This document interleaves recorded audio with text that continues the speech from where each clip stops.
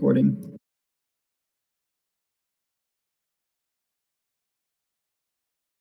And streaming. Oh, that forced it too fast. Let me get that fixed again. Yeah, my router has been having issues pretty much all day, so bear with me.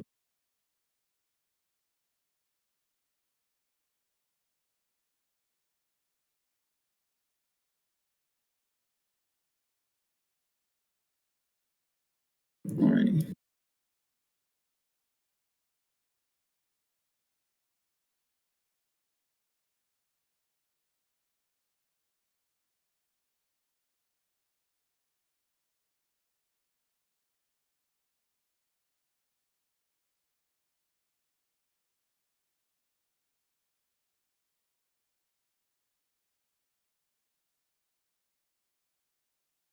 Alright, so when last we left off, the fight in the pit had just ended, if I remember correctly.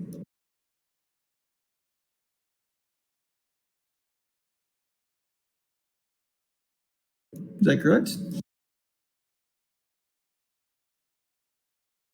As I recall, yes. And it took about 2 hours.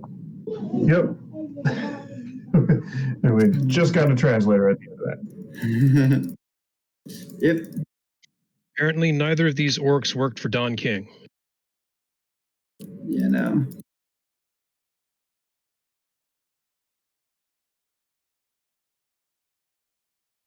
Otherwise, that fight would have been over in about 2 minutes. Yep.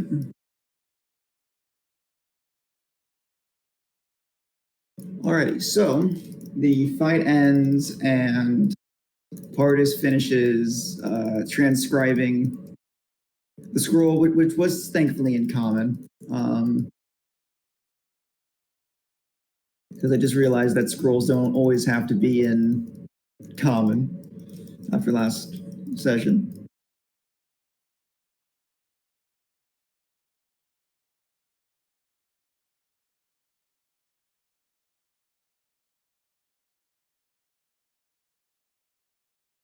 And from there, you guys had asked a couple questions of different people, got some answers of that nobody really knows about what the fuck's up with the altar. Where to from here?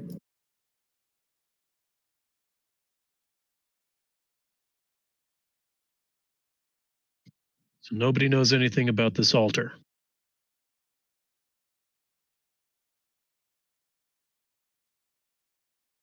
Of the people that you've asked so far, nobody knows.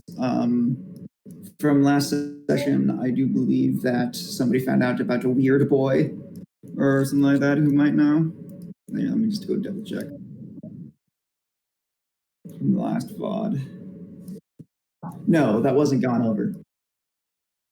I'm just not very smart. Let's go over it now. Yep.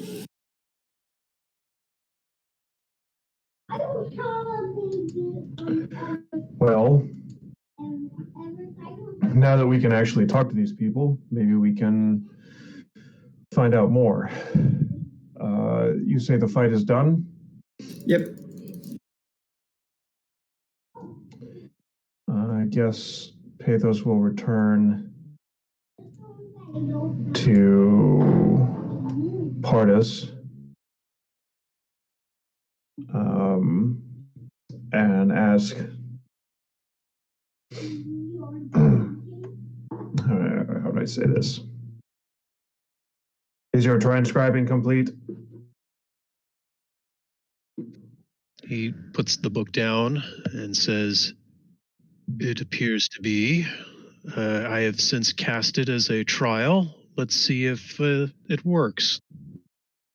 And he just sort of lifts his head and looks at the orc.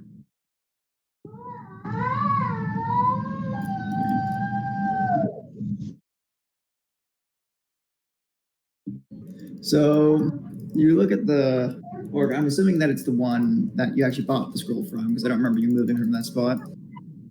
Yeah. Yeah, just, same guy. So what part is Shal here is, oi mate, got to the guff on you. I've apparently messed up slightly.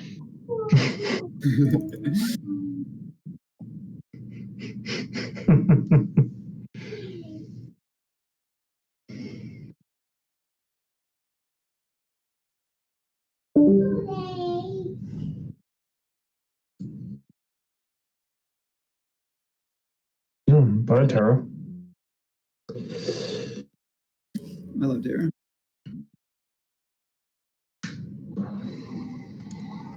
Alright.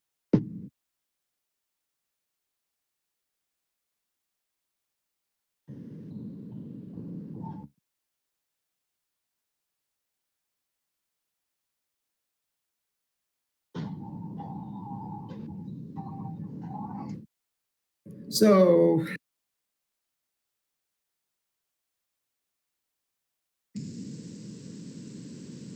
Joel Fudge, man, do you need anything?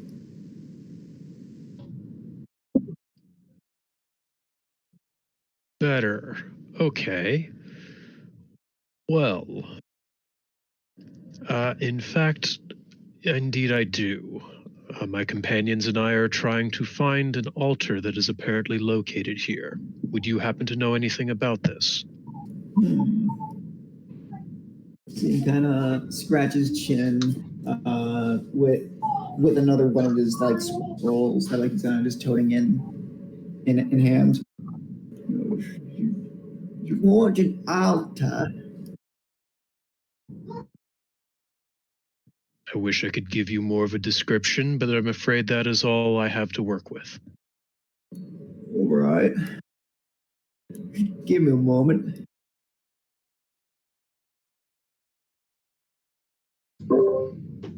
Are you asking him about an altar? That is correct.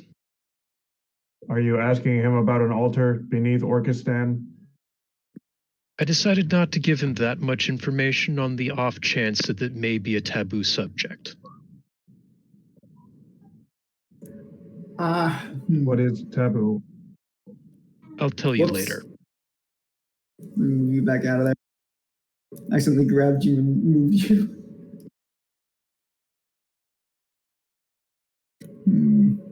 Altar.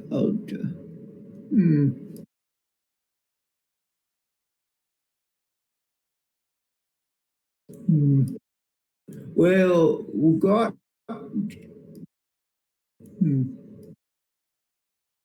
Yeah.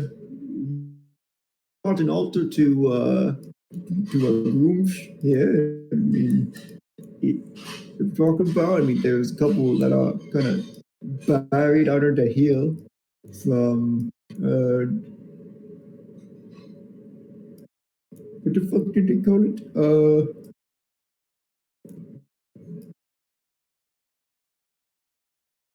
From when the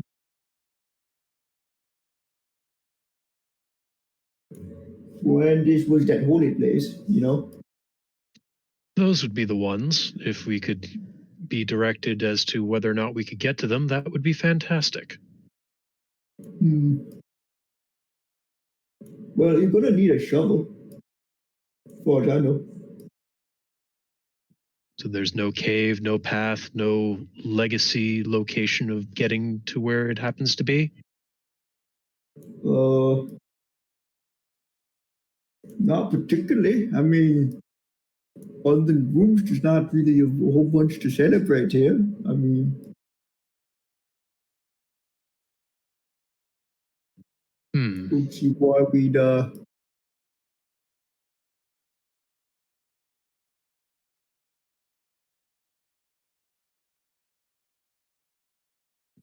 Well then, would you happen to know how far down it is?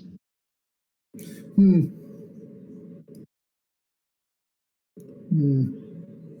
not much of a dig man, but if I had to take a gander, probably the most accessible would probably be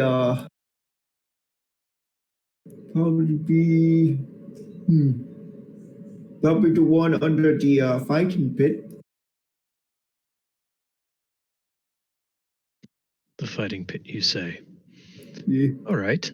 Is there anyone that I could ask that would potentially be able to give me more information as to where exactly it would be to kind of need to see this altar? Well, there's the big man.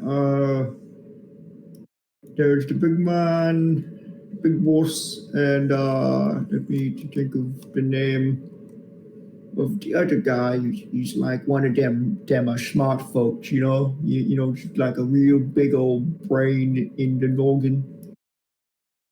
Uh, hmm, Gerald? No, don't. It's a J something. All right, can you direct me to where this person is so I can go, this great orc, so that I may go and request permission to do a bit of excavating and find this altar? It's kind of important. Well, the big boss is right in the big tent over there. I mean, it's kind of obvious, right? Put the biggest guy in the biggest place. That's rather non sequitur, but if that is how you believe it should be, then I guess that is how it is. What's a non sequitur? Different language, don't worry about it. Okay. Well, in that case, I believe that is everything. Do we require some sort of admittance or permission to go and speak? I don't think so. I mean, you can all just get to talk to the boss if you do enough prompting. Gotcha. Or just if the big boss feels like coming out that day. Going out to him, you know, being the boss makes all the big thoughts and decisions, you know. All right. In that case, that's where we will go. Thank you very much for your assistance. And thank you very much for the scroll. All right, no problem. If you need anything else of the weird kind, just right here, just my tent, and he points to his like tent, like you can see it like just kind of random magical items just kind of thrown about inside. Just like with like very little care for them. I will keep that in mind. Thank you very much. Yeah, no problem.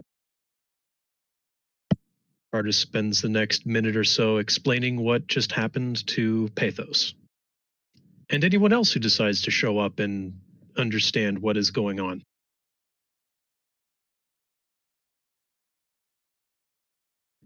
And that is why our next step is going to be to head over to that tent over yonder, and that is where we are going to potentially meet the leader of this city. Well, all right then.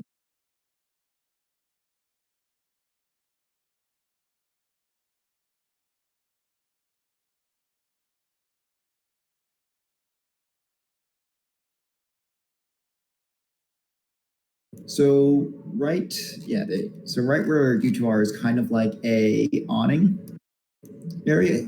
It's not so much an entrance like you can see a tapestry or something like that, which has been torn off of somewhere and used as drapes for a door that's back there. But what's really sort of just out here is a chair, like more of a throne of a sorts, and right in it, this big fat orc who kind of like almost spills out of it. And he sees you come up, and you just notice that his eyes follow you as you get closer, and like he doesn't really say much. I'm sorry, where's this chair? It's right under the it's awning? right under the awning, yeah. Okay. Greetings. My name. Go ahead. No, just finish your description, man. It's kind of hard to like really tell as to like what he kind of looks like, other than that he's very large and that he's sitting in the chair in an orc. Not really many. Greetings. Okay, these are my companions. We seek an audience with the big orc. All right. Name begins with J. Well, my name don't start with a J, but I'm the big boss.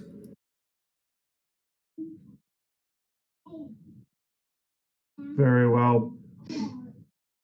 Can you tell us anything about an altar buried beneath your city, perhaps beneath your fighting pit? Depends on who's asking. I told you my name. Yeah, but that don't tell me about who wants to know. That just tells me that you want to know. But who else wants to know about the altar?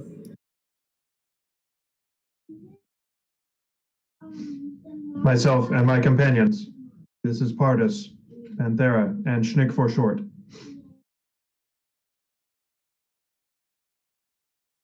And he sort of gestures to the other two. I thought that Tara's character name was Iona, but she is not over here. I'm not introducing her. oh yeah. Oh, my bad. I just thought that I heard a Tara. I just thought I heard it. No. I thought I heard you say Tara. My bad. No, Pardus and Schnick for short. All right. Tara, since you're stuck to your phone, would you like me to move your character over? Sure, that'd be greatly appreciated. All right. Just if you ever want something moved, like just type it in chat. I'll notice.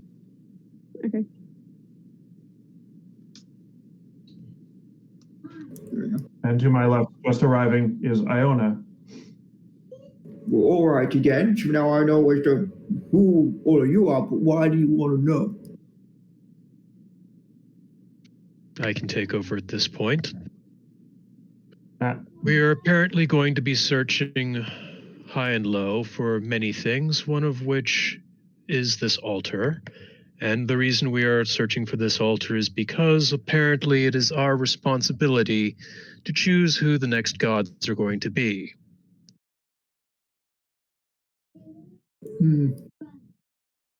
That sounds like a big undertaking. I'd be happy to help you if I could. But we got plenty of altars down there, and if you have to find each one for it, it might take me a little while to get them all out because they're kind of deep. But I could get some boys on it. Just how deep exactly? Well, the furthest one down is right at the bottom of the mountain, because you see, this one used to be one of them big fiery boys, you know? And down at the bottom was one of them tubes that all the hot stuff comes out of.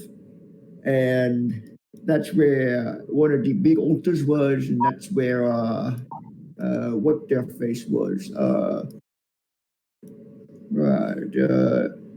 The Liberators, yeah.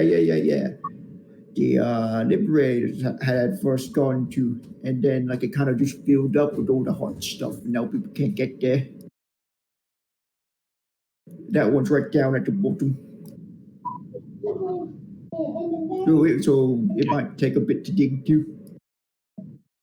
I see. Are there any other to the inside of this mountain? Are there any other ways inside the mountain?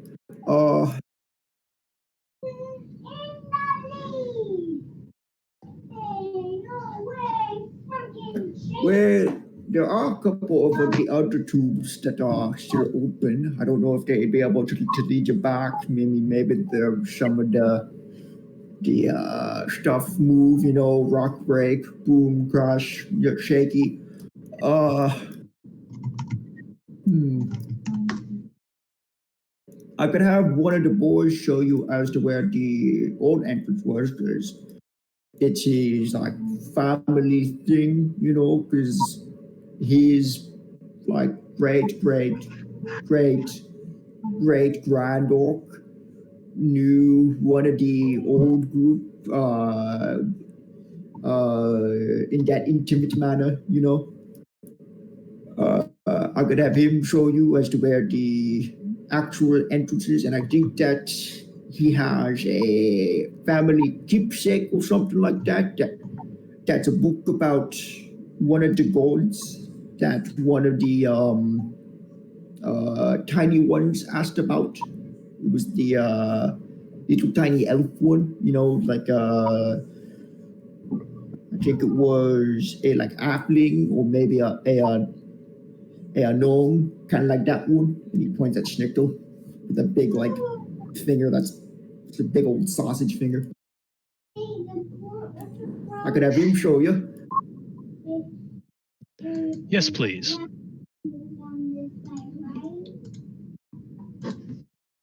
All right, well, you. And he points at one of the orcs right in front of him. And he goes, yeah, I need you to go and get Jebediah. Fucking weird cut. And I need you to tell him that he has this and that he needs to show them to that whatever place. And then you see the orc just nod and he kind of stomps off.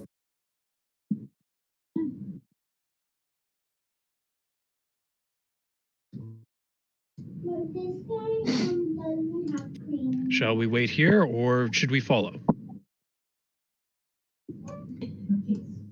I think Pathos is already following.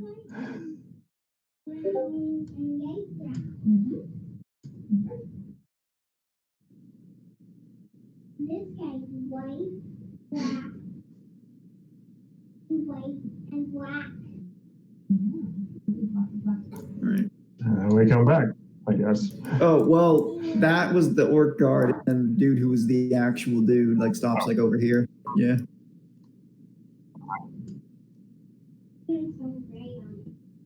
Nice introspect. Why is that thing cockeyed now? Why is that token cockeyed now? I think Trey's playing with it. No, I meant the orc guard because I didn't rotate it or anything. It's just sitting sideways I now. don't know. He's just a special one. You had to break the mold. Yeah. But yeah, so this orc walks up and he's slightly slenderer than some of the other orcs. He's like not quite as bulky. He's what's your passive insight part is? Because I know that you might be able to pick up on this.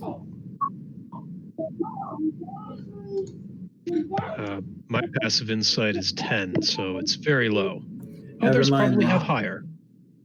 Yeah, I was saying that you might be one who might actually know something a little bit about that because you might have had some dealings in a case or two. The other guys wouldn't really know much about this because they wouldn't know about the differences that could result in why this guy looks slightly different at the moment. If people want to roll an insight, then they can. See if they can tell us why he's like the center, but it's not necessary. Anyways, so he walks up and he goes, well, hello. My name is Jebediah. How may I help you? And he speaks it in common. I heard that you folk were looking for the old altar. That is correct. Alrighty. Well, can I interest you in this here tome first? And he pulls out this big old book. It's kind of moldy, kind of like torn in parts here and there. It's like a very old book. Pathos will reach out and kind of snatch it up. Hey! And he rips it back. He's like, don't touch it yet. Hold on. Like holding on to it. Yeah. He holds his hand over it, and there's a kind of sound like a vacuum warming up, and all of the mold just sort of like crumbles off and away as he casts mending on the book. But Your book has been repaired. Yeah, but you dumb bot, you just broke it. And he opens it up, and all the pages are now blank.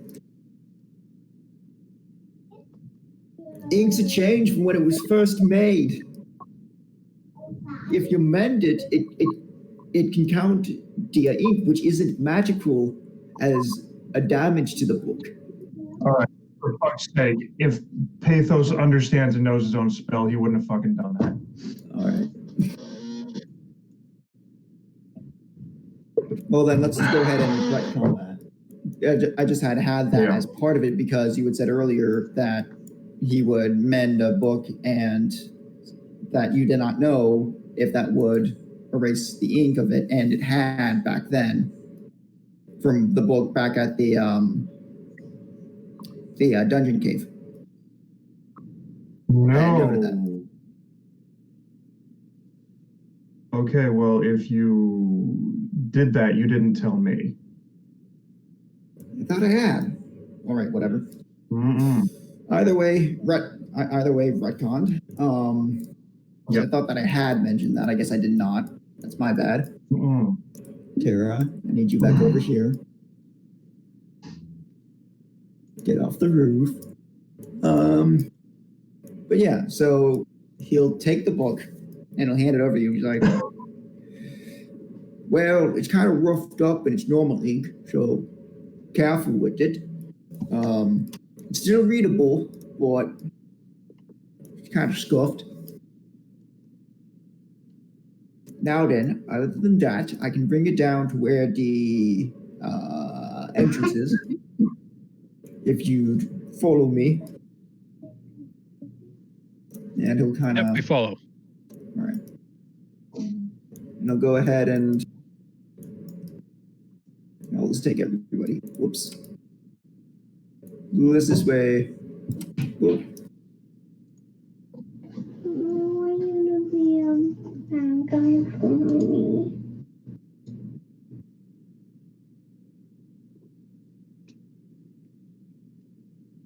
He brings you right down here, and he pats the wall and goes, well, this is where it was.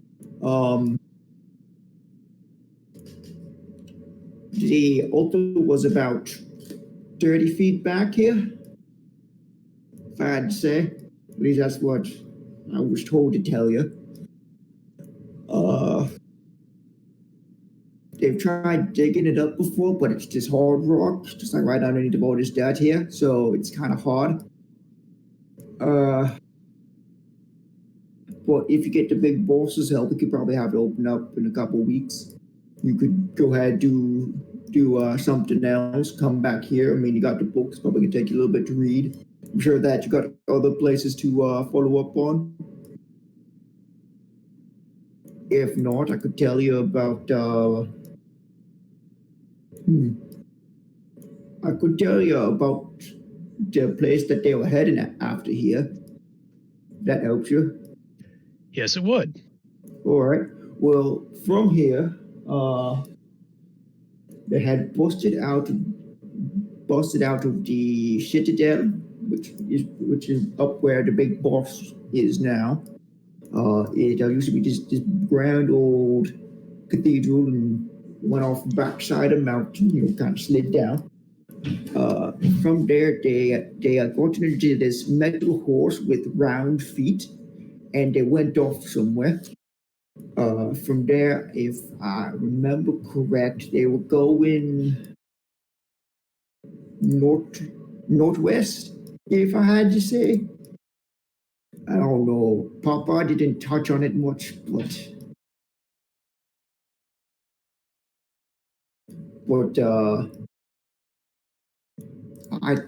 I think it was northwest because they were heading to some ruins.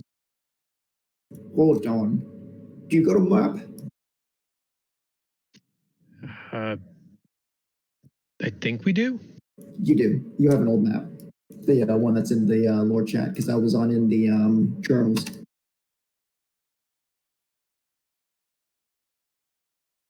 And yes, we've got a map here. Right. Oh, this is perfect because this is exactly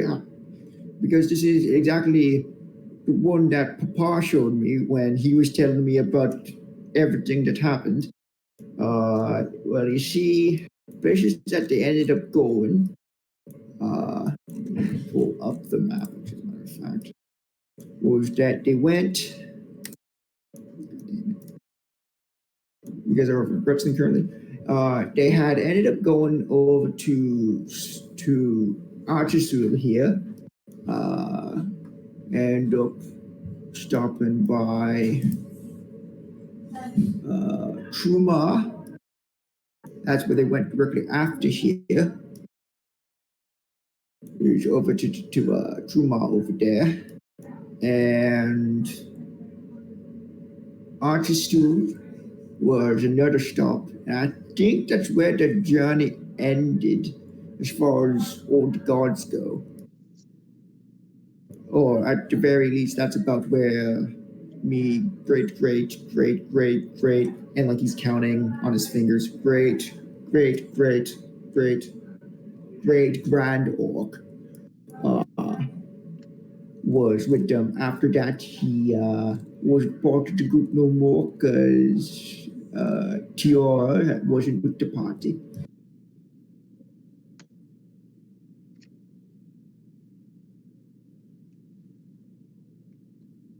Okay then.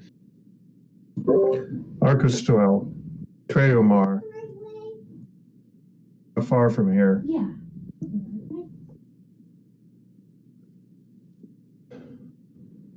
I surmise there is no way to reach these altars in a short time. Thank you, Jebediah. No problem. I missed one of those because I had somebody talking to me, telling me that, asking me if I could drive them to a bar.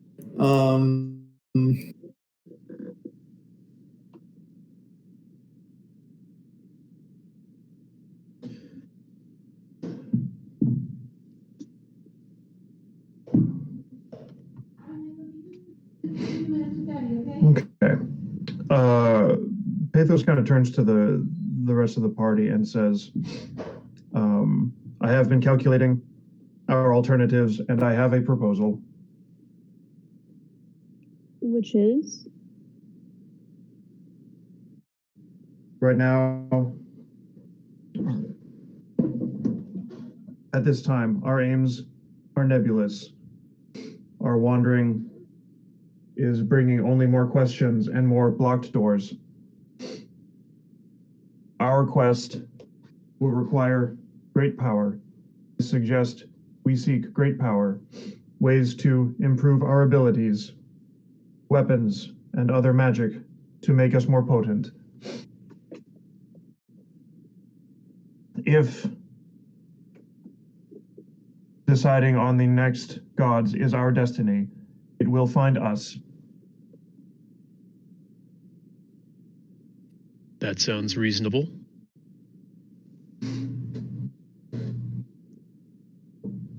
Is this the right way, Daddy? Is this the right way you hold the shield? Hold it the other way, buddy. Why? I can show you later, okay? Where's your belt? Adorable. Yeah, it's holding a shield upside down. If we can find tombs that hold great wealth or magic, other stores of power, we can accumulate the necessary resources to pursue this quest. Jebediah kind of looks around really quickly, and then he goes, well, if... And he looks around just like one more time, and then he drops it, hit his voice. Well, me great, you get the fucking point. Back when my ancestor was with the party, they had ended up stopping by some ruins and didn't explore them fully. They actually swapped out members there because they went from having a metal man to having a fleshy man. And he was there for that. Let me see if I can't find it here on the map, because there might still be stuff there. Because if I remember, they didn't tell nobody, and neither did me. Great, whatever the hell, told them. Now then, if I remember, it was He's kind of like looking over the map. Then he goes, I think it was right here.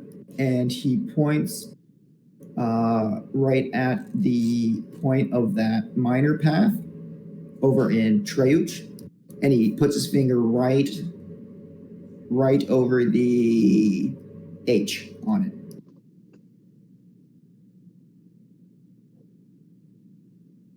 It's kind of off of the path, and there's a lot of dens there, so people don't really explore. So there might still be stuff there, unless the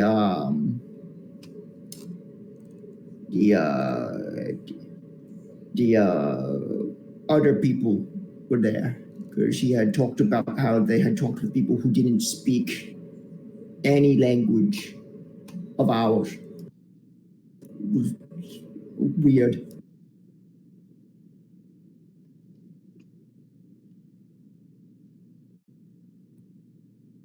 All right.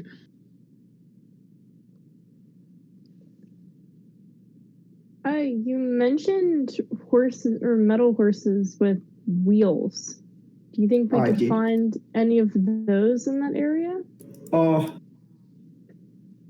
I don't know. You probably have to ask one of the living members as to where they last left it. But it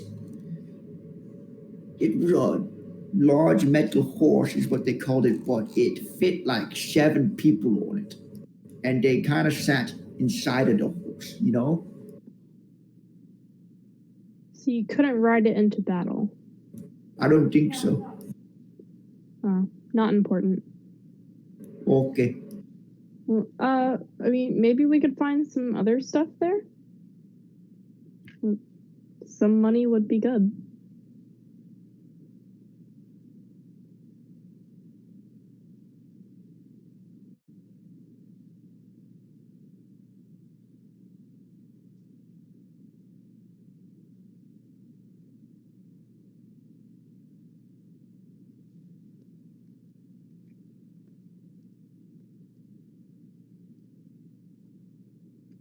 All right, then I believe that is what our current path will lead us to. Well, all right then. Now that I should probably get back. Things to do, people to talk to, a lot of stuff. Yeah. Indeed. Oh, okay. Well then, alrighty. See you all later. And he kind of turns and starts walking back up the mountain.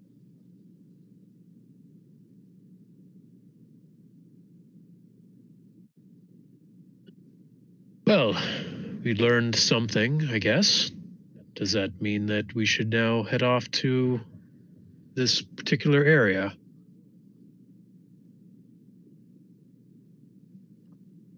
Well, did anyone actually tell him that they should start digging? I don't think they would dig even if we paid them. I mean, he said that they'd have it done in a couple of weeks. If you could convince the big boss. Would it be worth it to try? I mean, the last time we Doesn't hurt uncovered not an to. altar, we didn't really learn all that much except more questions.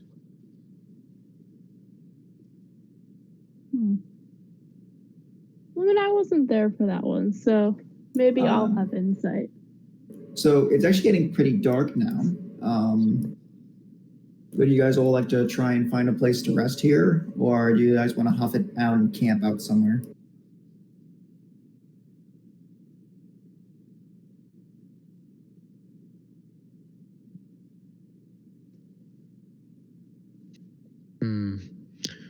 Perhaps being near a town would be better. Yeah, it makes zero difference to Pardis, but it's probably safer here in town.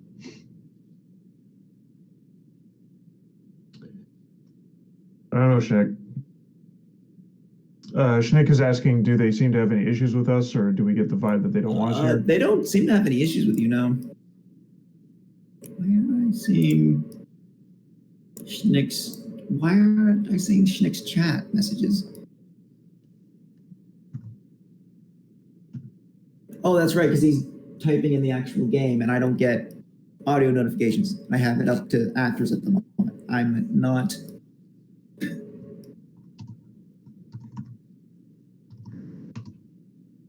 Then, according to Schnick, staying here works for him. All right. So it works for me, Pardus. Iona, do you have any with reservations with staying here? Nope, I'm fine with it.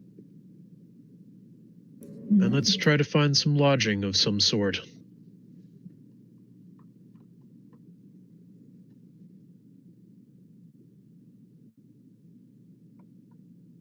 Alrighty.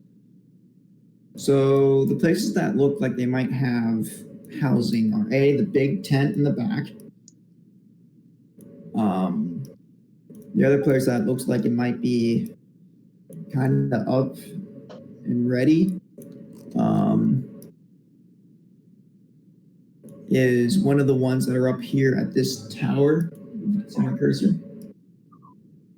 Like these two kind of look open. There's not really people standing outside of them. They don't seem to have like any lights on.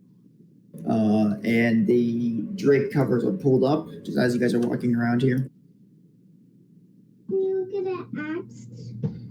I don't know where your axe is. Oh, Get your shield up. Get your shield up. Get your shield up. Oh, shoot. I left that on. It's fine. It was adorable. Don't think anybody mind. Right. So with the last, I guess, 10 minutes or so of the comprehend languages on, Pardus asks the orc that's just sort of standing there, "Excuse me, is it all right for visitors to stay in this area?" Well, I don't really see why not. I mean, there's nobody staying in either of these tents because we got the sick tent and we got the dying tent. But we got nobody sick or dying at the moment if you want one. Dying tent it is. Sounds fantastic. All right, then. And he points at the one that has the red and green on it. There's the dying tent. We don't got no beds in there because, you know, it's just where we keep the dying. And then once the die, kind of just shove them off the back. Salt itself. Sounds like a plan. All right, then. Right, I've secured us a lodging. Let's bed down for the night and then see what happens tomorrow. He leaves out the fact that this is the tent for the dying. I'm just going to assume that Iona found somewhere for her horse to chill out. Yeah. I mean, you could have just tied it up, like, right at the gate. That's what I was thinking. Yeah. Just do the whole, like, Legend of Zelda thing and whistle for it. Just appears. I'll go ahead and pull the big man over here. So... No, horse is not orc food.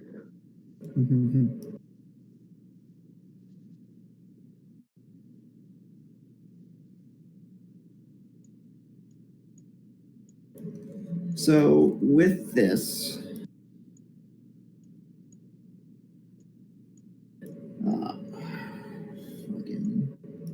are you fine with taking a 20-minute break? I'm gonna send something over here to Todd, and then I gotta drive somebody off to a bar. Is that fine with everybody? I heard 20-minute break. Works for me.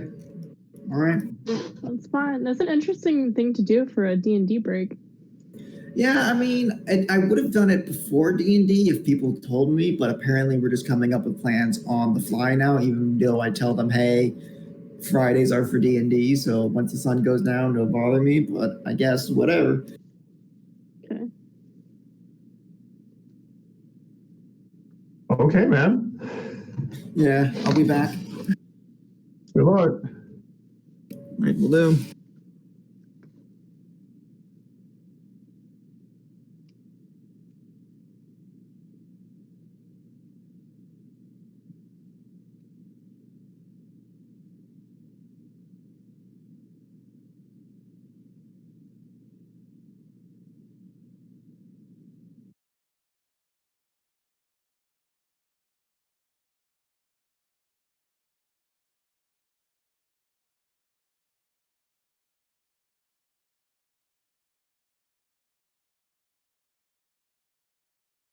Got the helmet off, What?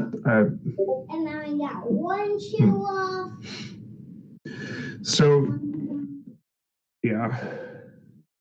I hope everyone's okay with this. I just thought, like, we're kind of directionless, so let's just start finding stuff. See what comes out of the woodwork.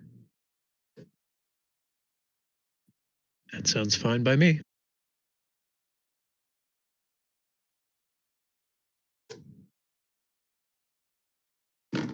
Anyway,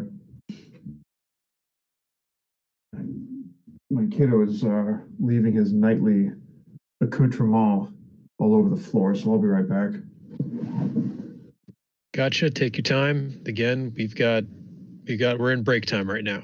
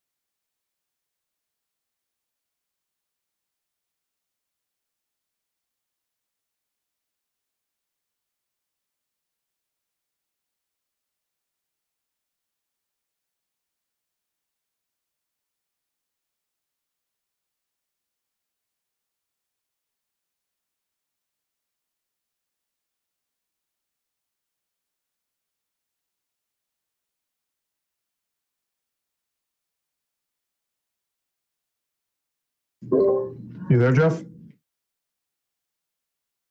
I read it for all of it. All of it.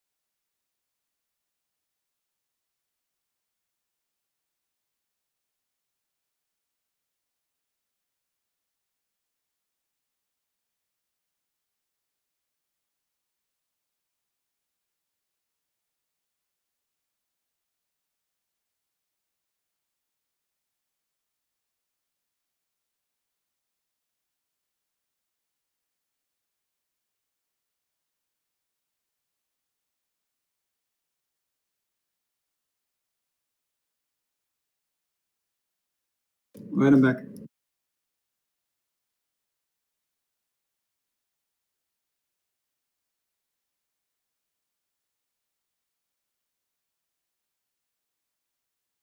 Cool, thought you're still here. Let's see if I actually have the power to do something here. I do. Hey, he's back. Yeah, I'm back. Got to drop the stuff onto Todd and text, and we're making dinner. All right. Yeah, sorry about that. That was my older sister. She makes last-minute plans because her friends are all wishy-washy. She doesn't get to get out much, so I decided to drive her to a bar that's about 10 minutes, just right down the fucking street. So turns out to be at capacity, so I might have to run back out later if they don't have a vacancy soon, so like she's not standing out there in the cold. We'll get to that when we cross it.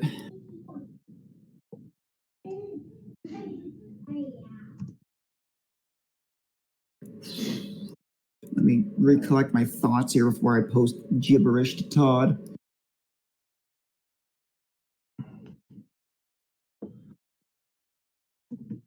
Is he also making food? No, it shouldn't be. I just spoke with him. All right. Welcome back, Tara. Thank you. No one added me when Ace got back. Because we're still on, Oh, we are? Okay. yeah, we're still on a bit of a break just while I get this thing to Todd. Oh, okay. And I can't find in my notes the thing that I need for this.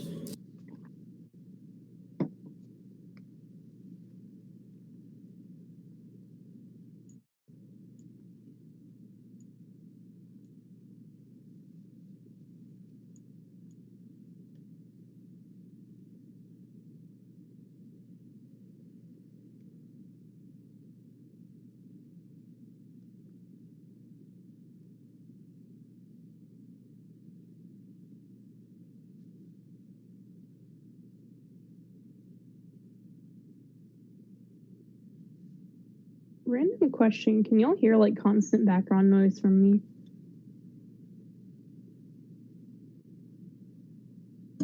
No.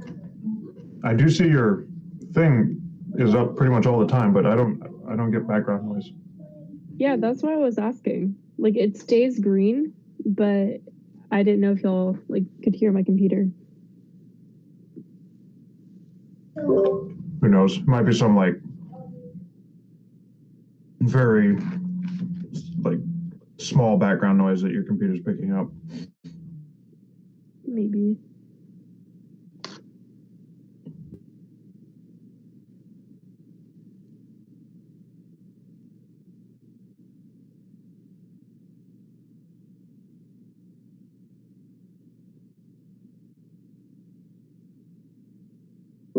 Tara, you lived in Germany for a bit, right? I just traveled there. Guess what I just got? What's that? Big old donor plate. Oh, what? Big old plate of donor. Oh. I'm sorry, do you not know what donor kebab is? It rings a bell, like I've heard it talked about, but I don't actually know. My friends have mentioned it.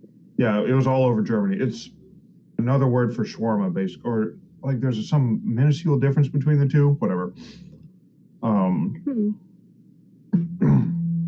There's a German restaurant near where we live, and it's really good. But I knew it was authentic. Like these must be Germans. These must be German Americans or something. When I saw donor on it, because donor is not a German food. It's I think Turkish food that the Germans just kind of adopted and they really, really like, kind of the way we like tacos here in America, or something, or maybe pizza. You know what I mean? Yeah. And when I saw that she had donor on her menu, I was like, you are a true German. There's no That's other way. interesting. Like I said, like I have friends who live in Germany. They mentioned it, like what they were eating, but didn't actually explain what it was. I'll have to see if I can find that. So For some reason, where I live, there's like so many sketchy gas stations, and each one of them is like a different culture. like there's no English in any of them. That's And fantastic. there's a Hispanic one, there's a German one, and I know I say sketchy and it sounds bad, but literally if you go in an hour radius of the Hispanic one and you say sketchy gas station, or people are like, oh, it's the one right across from the horse center, right? And you're like, yeah. You're literally like, okay, I live 2 hours away from it now because I lived there for a while. And I'll talk to them like, oh, yeah, I was up north and I went to the sketchy gas station. I'm like, oh, they have the best tacos. Like, everyone calls it the sketchy gas station. That's awesome. But we have one for German food too. It's right around the corner from my barn. I go there They a may lot. very well have doner there. I don't know. Or at the very least, if it's run by Germans, they're going to know what you mean when you say it. Maybe I might have to ask them. They don't have as much like warm food there. They just have a lot of stuff that is rarely imported. Ah, Alrighty. Yeah. Gotcha. Like German snacks and beer and such. Yeah. Although I'm so mad because like they don't have my favorite German candy, which just makes me sad. What's your favorite German candy? Nimm Spice. They're like those taffy things that have the juice in the middle. Yeah. There is a weird rule. Oh, sorry. I just wanted to check to see if everybody's back. If not, I'll go ahead and make myself a fucking sandwich. Cool. Well, I'm here. Terry. Yeah, I know that you're here. I know that Tara's here. I see that Todd's here, or at least somewhat present. Yep. There we go. I think Schnick is Trey, still you around?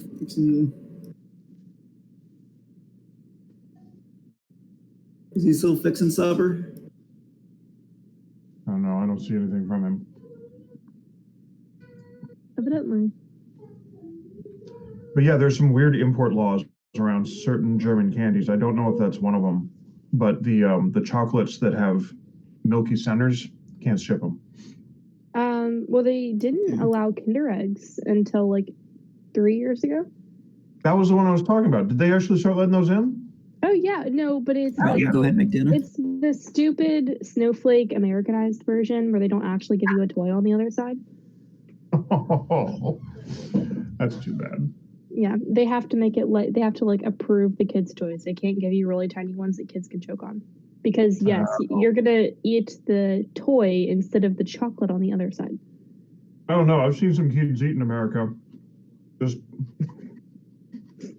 I can see that whole thing disappearing in a moment. What are those logs I know. I don't know. I think those are I feel like that's just like an American kid thing. Like maybe. I don't know. I saw some pretty hefty German kids too.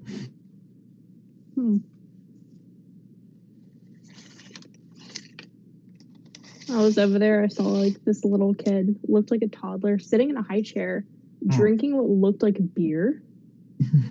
And I legit, for like 4 years, thought it was beer until I was talking to one of my German friends about it. And she was saying that it's like some sort of soda that they have there, and it's like it tastes like beer. Oh wait, it tastes like beer? I have no idea. It's just a small beer.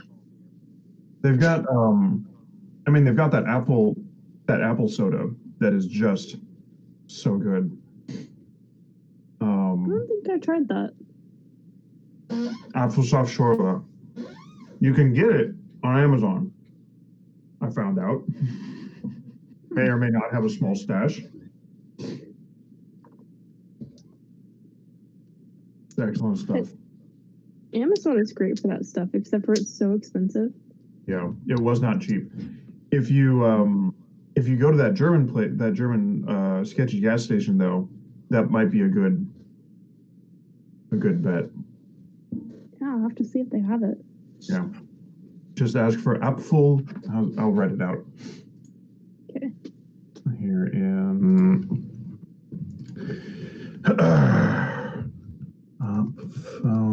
Apfelsaft Schorle. Now, one of those vowels has 2 dots over it. I don't remember which. Is it? How do you pronounce it? Like Schorle or Schurle? Schorle? Schorle, I think. Okay, it's probably the E then. Okay. Because when the O has an umlaut, it's U. Yeah, I was gonna guess the O, but I could be wrong. I do It not just speak. depends on how you pronounce it. You would know more than me. It's fine. Those umlauts confused me for the longest time. I've heard German is like sneaky hard. It's actually not that bad. No? If you take enough time to really study the grammar and then learn how different combinations of letters or different pronunciations, it doesn't change. There are no rules or exceptions. So once you learn it, that's it. So like the other day, I was talking to one of my friends and she was telling me about like her mom's sick. So she was telling me something that was happening. It's like she had to give me one word and I could talk to her about it. Just because everything follows like a strict rule, like guideline. I'd say the most difficult thing is genders. Yes, that was what they said was. Yeah, because the bad part is that different states will have different genders for different things. Oh no, that's not even as bad as French. French, a thing will stay the same gender all the time, at least. That sounds devilish.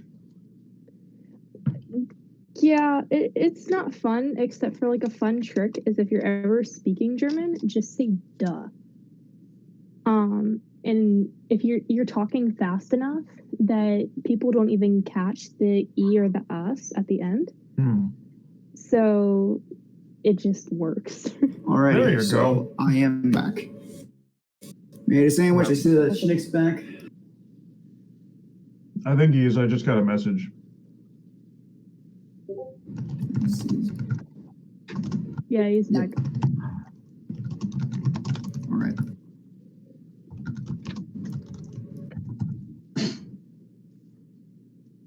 So resuming.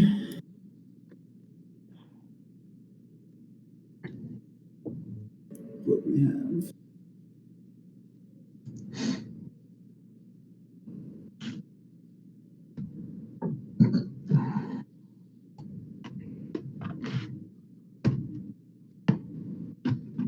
Sorry about the wait, everybody. All right. People who just jumped into chat.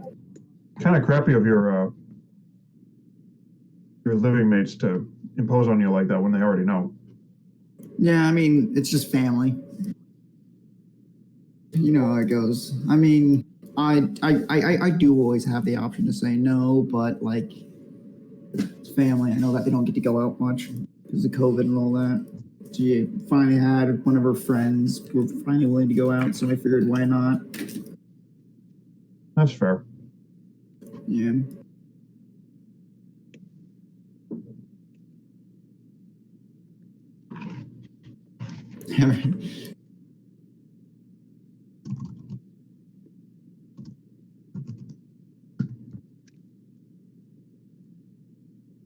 Oh no.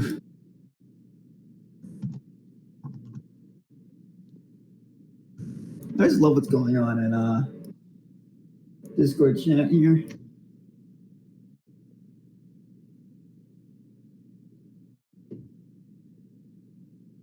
Yeah. Oh, that There's no actually is yawning and stretching from just babies.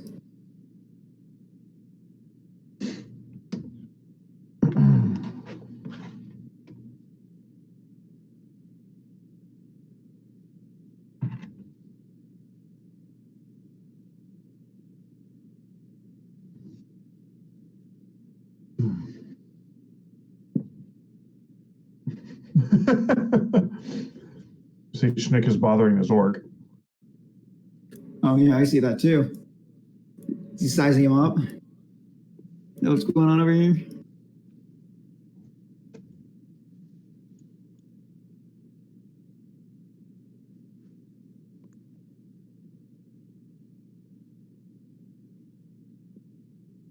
I wish I could figure out how you're rotating your dude. I know there's a way to do it. I just don't remember how. Oh. Obvious. Oh, that makes sense. I can just like imagine his character just twirling. That happens.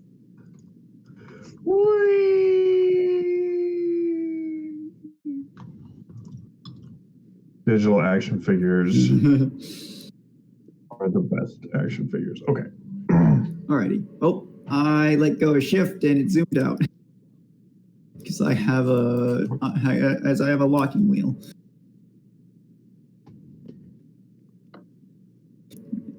Oh, that means I can finally fix the guard who's a cockeye.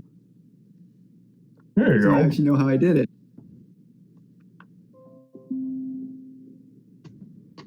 There we go. Thus balance was restored. I tried to hit shift and then control, and it tried to change the language of my keyboard. I don't think that was it. Alrighty. Either one, not both. Yeah. Okay.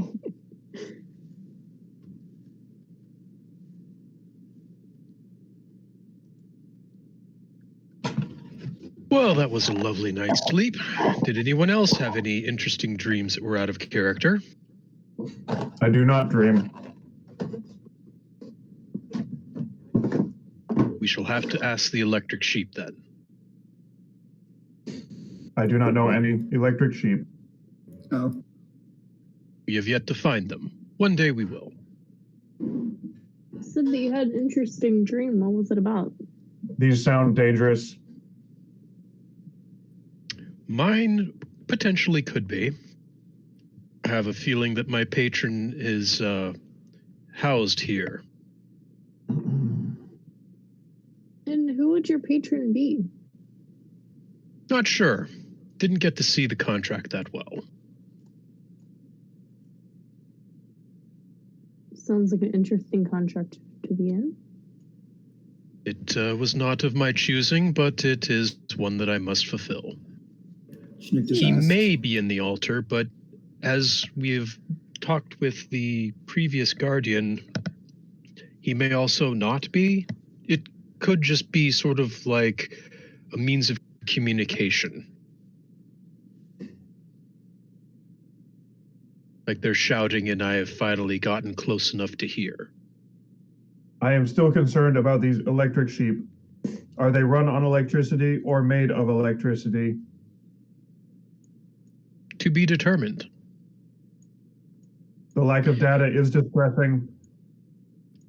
Well, I believe we should continue to the ruins, considering it is going to take a while for anything to happen here. But before we go, perhaps requesting they be uncovered may be to our advantage, but I don't know how viable that is going to be. Have any of you ever seen an electric sheep? I have not seen an electric sheep. I don't know if it was electric, but it was definitely a sheep of some sort.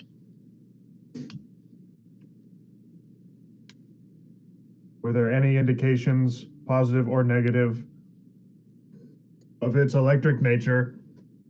Well, they didn't want to brush up against each other for very long. I have no plan They for kept countering bleating. electric sheep. I have no plan for countering electric sheep. I will need to ponder this. Calculating. I would assume that electric sheep would be good things. Calculating. Calculating. He's going to be here a while. Yeah.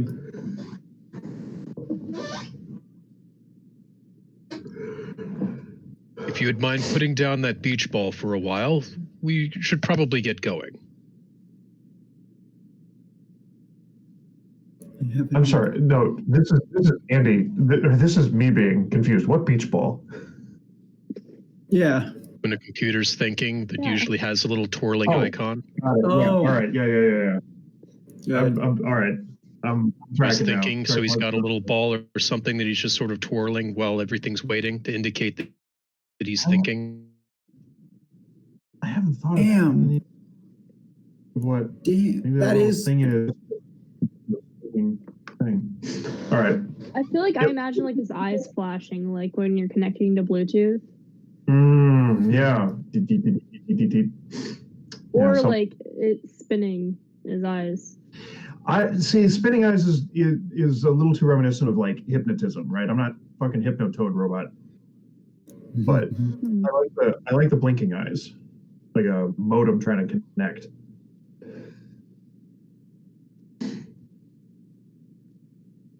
Anyway, that's what Bathos is doing. You guys go have your negotiations.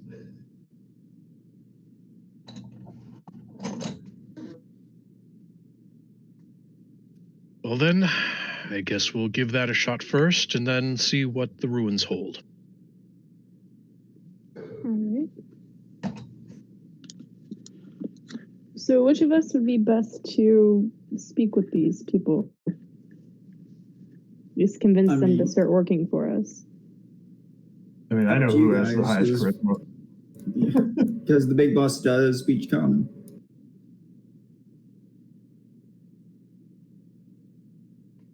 What is everyone's charisma? 9. 19. There you go. That works. I have a 12.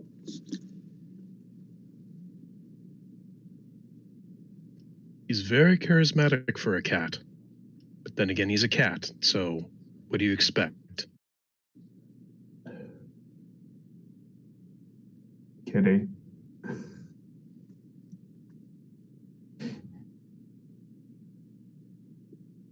Just in case, though, he spends 10 minutes casting his comprehend languages before heading over. Alright. Schnick for short has an 18 charisma. Damn. Was not expecting that. Maybe Schnick should go with him. Iona can comfort Partis of the prospect of having to face electric sheep.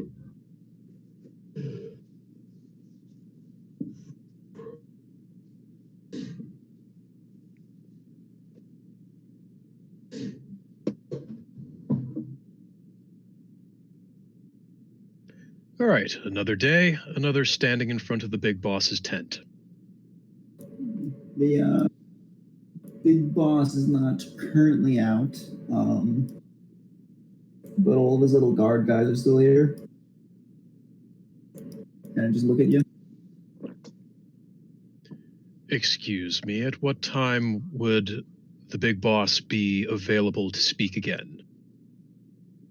He just talks to one of the random guards. The big boss is eating the breakfast at the moment. Or you'll probably come out, I don't know, an hour. Did you say by now or in an hour? About an hour. Then I shall return in about an hour. Alrighty. Hey, Schnicht, I think it's time for us to have breakfast.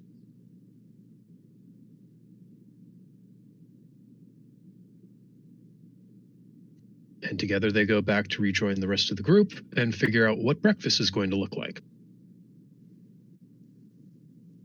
Alright.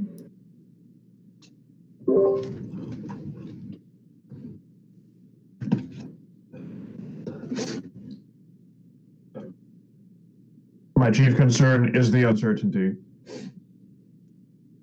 If they are physical beings with electric properties, this is not as distressing.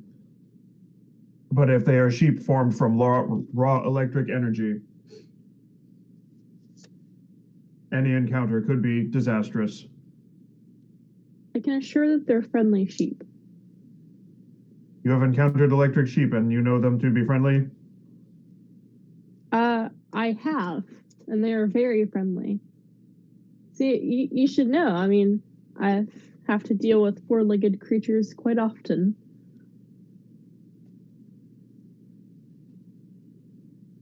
This sounds logical.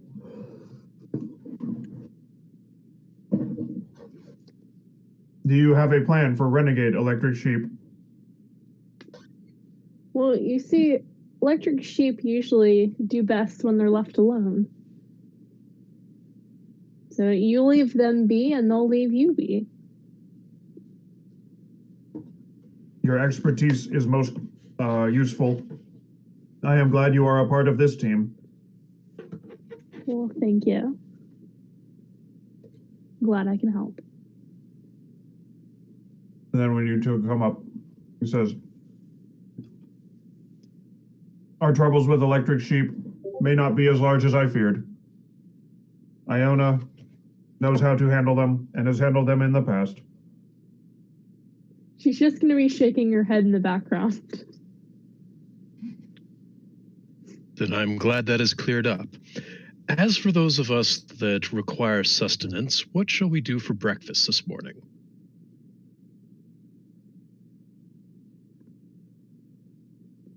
I'm fine with just eating one of my rations, but then again, there may be something better around that we should or could potentially enjoy.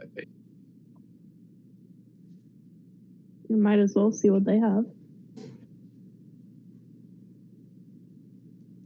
Can I do a history check to see what I know about orcish cooking? Yeah, sure, go ahead. Sweet. I just need to find my character sheet. Come on, open.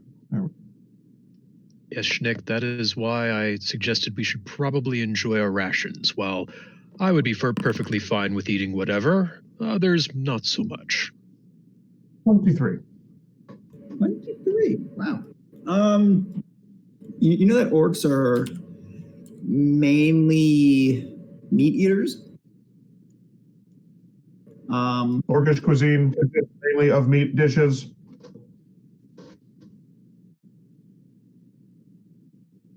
Usually like, fire roasted or fried. It's like generally like either char on a grill, roasted, cooked over an open fire, you know, like most of like the basic methods. They don't tend to use spices or anything. It's like normally like a very, very simple meals. Orcish cuisine consists primarily of meat dishes, roasted, charred, grilled, or cooked on an open fire in a variety of ways. They do not use many spices.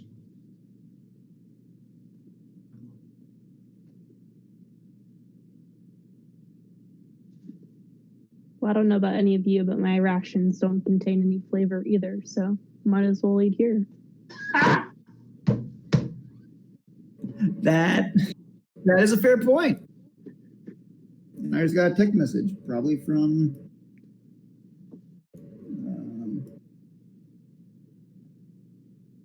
hold on a minute. I can just like imagine Iona with her military background, like not being used to any sort of flavor. She's like, I live off rations. Which is my lifestyle. Man, I'll tell you what, though, it all depends. Humans are incredibly ingenious when it comes to food. Next time we're having a break or something, I'll tell you about stuff we used to do with MREs to make them actually tasty. All right.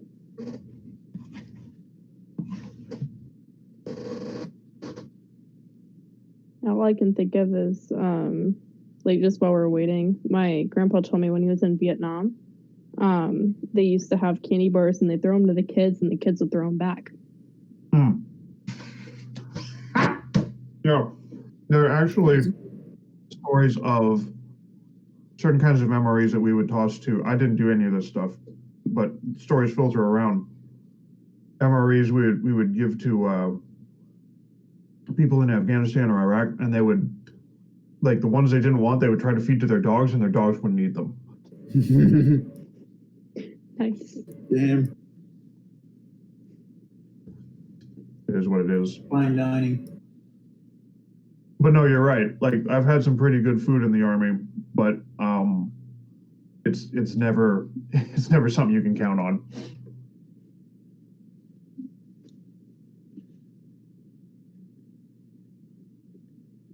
I think the best food I've had in the army comes from just like hey, we need you to go to this place or that place, right? And you go and actually try the local cuisine. Like one of the best breakfasts I ever had was in an Iraqi police station where I think I had to skip breakfast or something. We had to leave early, and the squad I went out with had been to this station before, and they're like, "Hey, sir, did you miss breakfast?" And I was like, "Yeah, I did." And they're like, "Come here." So they take me to this little cantina in the back of the police station where this guy's cooking up breakfast with nothing but eggs, onions, ground beef, and like some spices that I think I know it included cumin, but I don't know what else they put in it. And he just pulled that off the grill, threw that in a pita, like a cut in half pita, handed it to me, and it was just the most incredible breakfast I've ever had. And I think part of it comes from like after you eat really bland food for a long time, anything with just even the slightest bit of care or effort thrown into it just tastes amazing.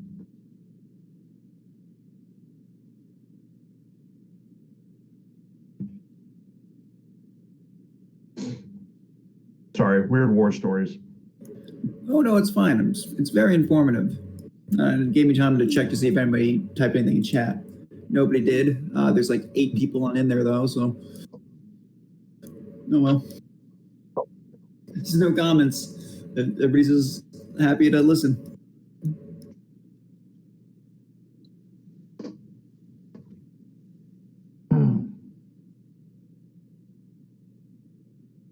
Alrighty. Well, anyways, It's early yet. so if I heard correctly, you guys are trying some of the local cuisine. Yeah, what the hell? Right. I mean, Pathos isn't. He can go eat some rocks for all he cares. Well, of your options currently, from what you can see, on this open fire, this orc seems to actually be cooking a couple of lizards on it. You don't really know about anything else because you haven't like seen anybody else, but he's cooking a couple of lizards on it.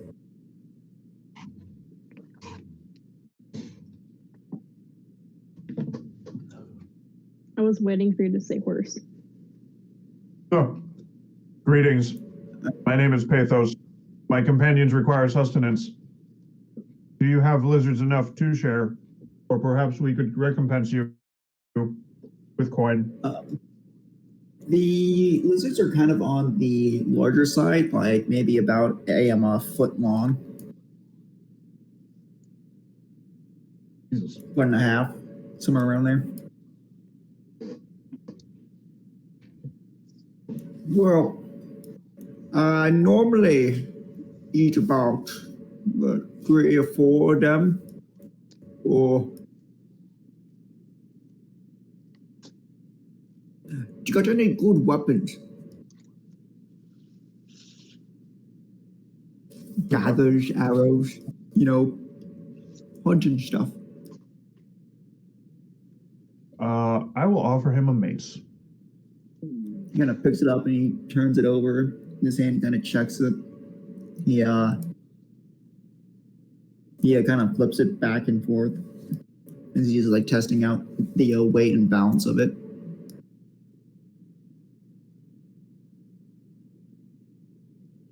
It's a pretty good crumper.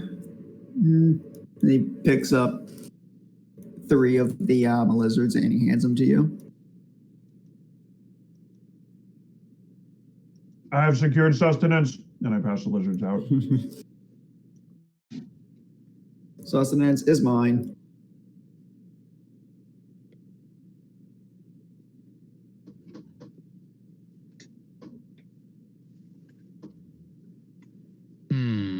Lizard. Hey man, I've seen my cats chase lizards. I know they eat them. It's not as much fun when it's not moving. Pathos reaches for the lizard.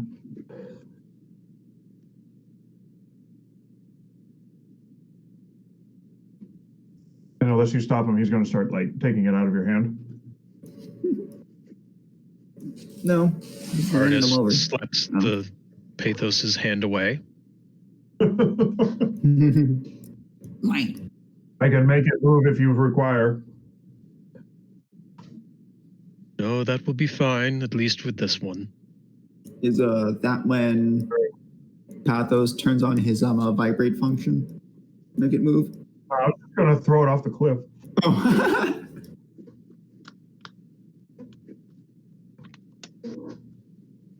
Fetch, kitty.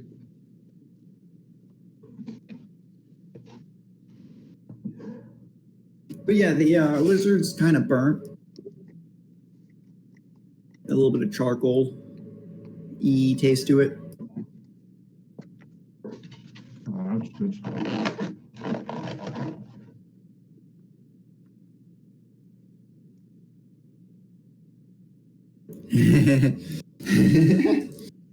Not today. All right, so it just tastes like well-cooked lizard. It's kind of gamey.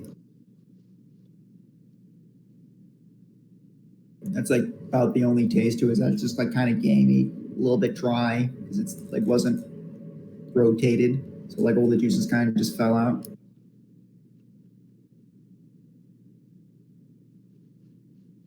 I've had But yeah. worse. It tastes slightly better than your rations without the charcoal taste. I mean, the charcoal texture is a little bit worse, but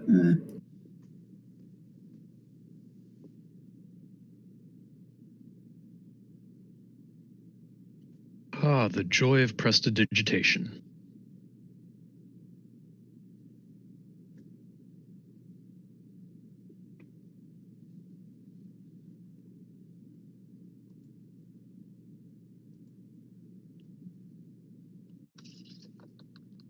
Anyways, we have the remainder of the hour to kill before going back and seeing if the big boss will do anything.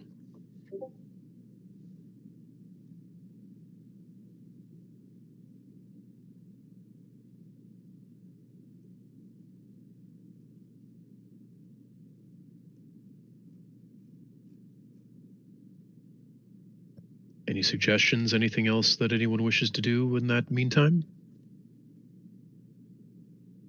Yeah, I got nothing.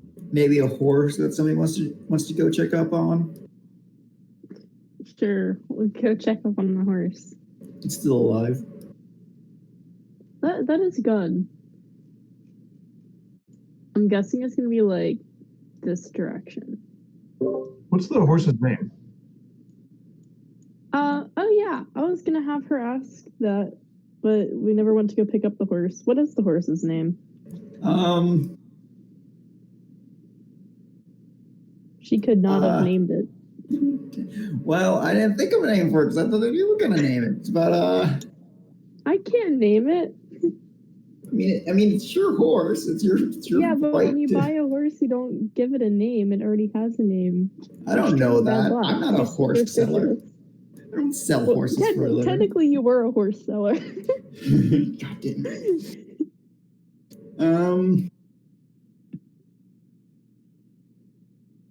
Give me a minute. I'll think of something.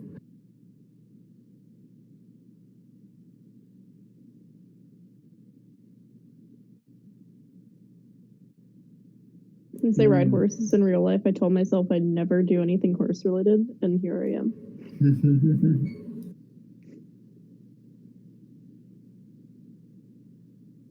Bill, that works. That's my coach's name, but Bell? it's fine. Bill. Bill? Oh, well, I was going to say Bell because that's what I heard. Bill or Bell? Bill or Bill? Either one. Pick your poison. I mean, because I was... I don't like female horses. Right. Because like I was actually about to settle on Swain for his name if you want to take that instead. Well, I have 3 for Bill, so it's gonna be Bill. All right. Full name Billy Bob Bill. Joe the Third. All right. The horse's name is Bill. Cool. So we go check on Bill. Yeah, Bill's alive. He just is kind of sitting there, kind of brays at you when you show up. Okay, we're gonna give him some food. He eats it. Cool. I don't have anything else to do with him, so I'm just gonna leave him there. So I'm just gonna like walk up, make sure he's alive, give him some food, and then wave bye-bye. All right.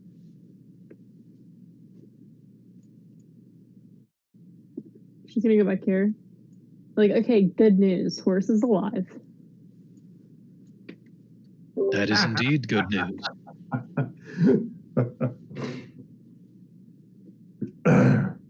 Yeah, good news.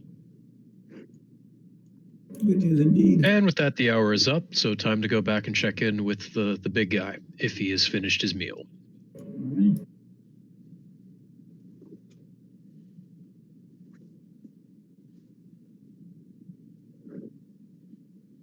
Of course, recasting comprehend languages again, just in case.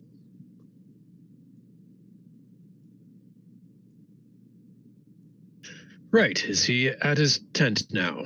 Yes, the massive flesh has worked its way back into its little throne.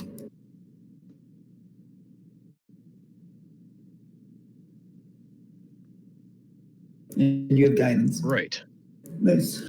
So let's begin negotiations. So the idea that he would try to explain to the big boss is that he really needs to get access to this altar and would very much appreciate it if he would begin excavations to get to it. It's kind of important. Well then, if that's what you want, why don't we go ahead and do a trading of the favors? All right, what is it that you require? Well, since Artist you'll he takes out his book and begins writing in it. Well, since you'll be picking all of them new gods, I just want to make sure that Goose will still be around. You know, some of the other folks think he's kind of questionable, you know, since he's a big old fighter, you know. Want to make sure that we still got a seat at the table.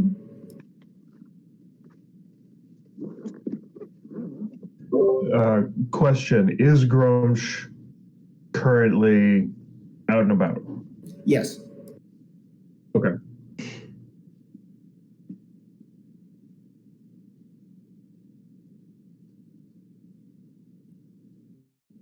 That seems reasonable.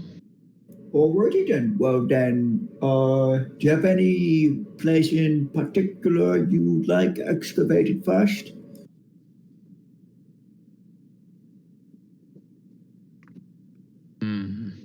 I don't really know, but I would like the closest one, I guess, as a start.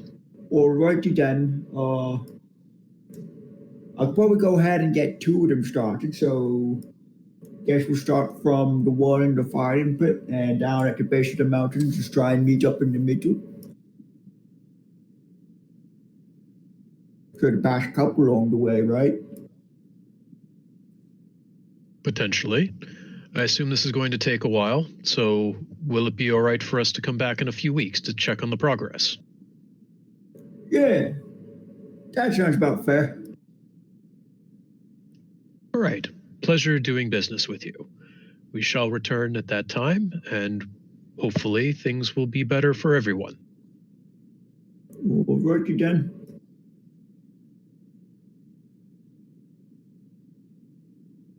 All right, Schnick, Iona, if Pathos has decided to join us, then I believe we can be on our way. Oh, my bad. I was going to wait at the gates because, you know. Oh, that's fine. Warbot no talk good. I'm a dude to Trump.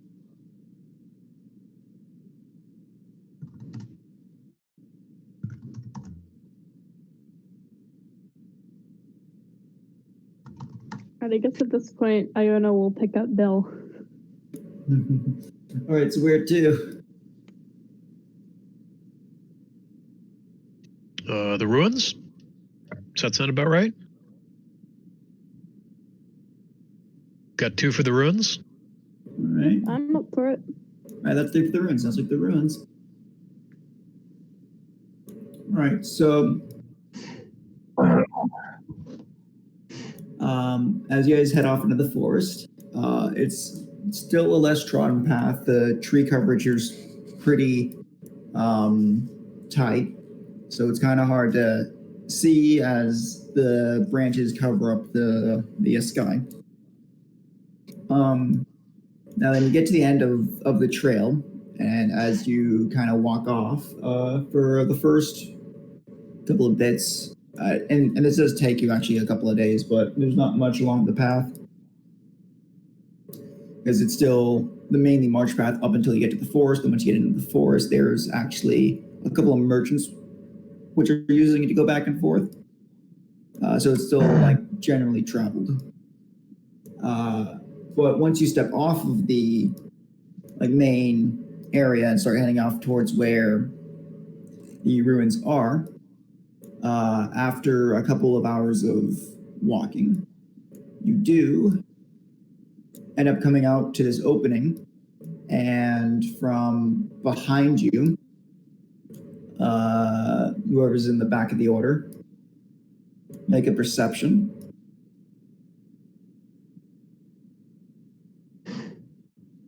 However you guys want the order to be. Well, That's we a good can question. put our order here in the table here. Yeah. Yeah. Bardis is a middle of the pack. I'm guessing horse would be up front. Boy. Schnick or I could take the back.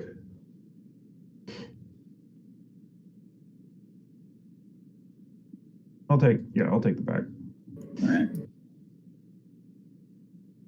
Perception.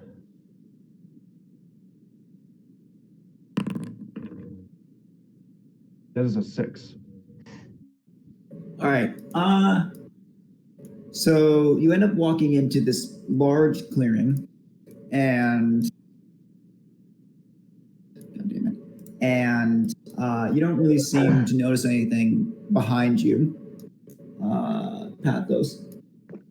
You thought that maybe you had felt something watching you, but after looking back, there doesn't appear to be anything back there. You just chalk it up to a sensor malfunction.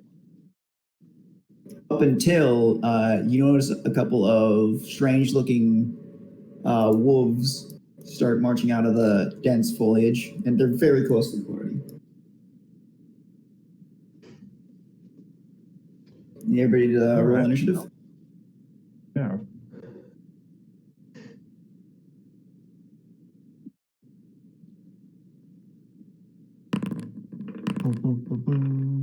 Where's my initiative? Where is it on this bloody thing? There you are. Oh, good. Why do I always roll high on the initiative? Mm-hmm.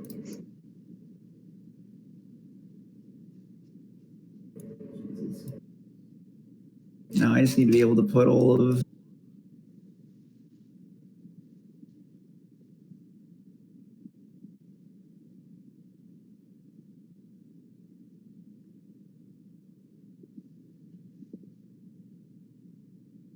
these things on in.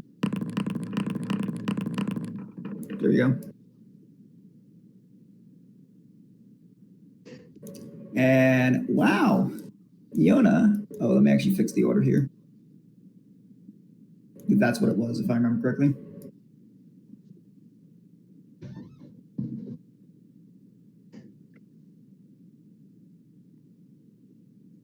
No, I screwed it up. Wait, no, did I? All right, cool. Thought that horse was in front, but I guess not. But yes, there we go. Fixed it. So, Yona, it's your turn. All right. Damn. Oh, boy.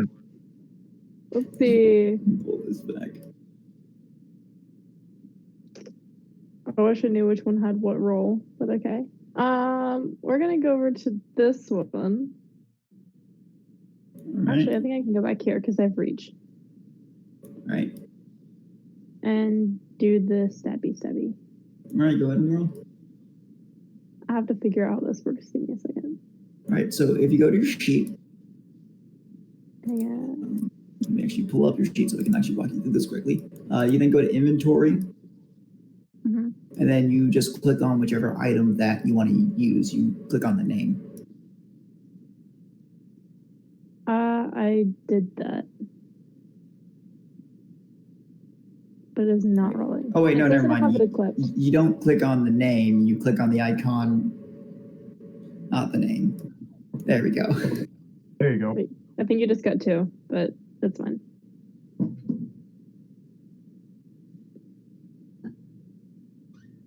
Oh, I think I put those in because my push talk button is one of my extra mouse buttons. I don't think I have to bind it away from that. Sad to say, but that misses. Bill is a new horse, okay? We're not used to this. It's not quite there yet. It's first combat. First combat. Yeah. He didn't know what he signed up for. Yeah.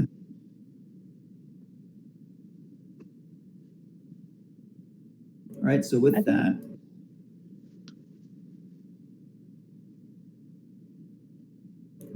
that's you.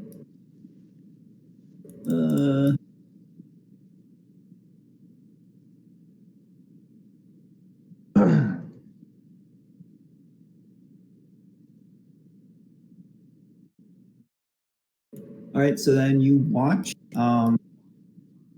as this one teleports. Let's see. Why is that not giving me measurements? What the hell? I don't want to turn it.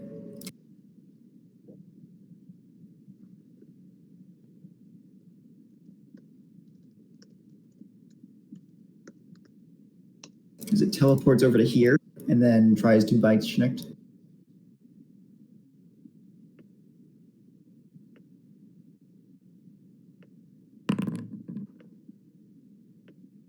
I do so believe that misses. Yep. I also think he just pulled an opportunity attack from Leona. It Or she passed her, teleported. like, That. Yeah. Oh, I wasn't supposed to share the recharge. Whatever. I should have been listening better.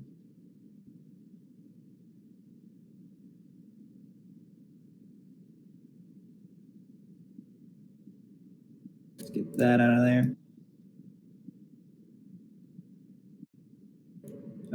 Then another one is going to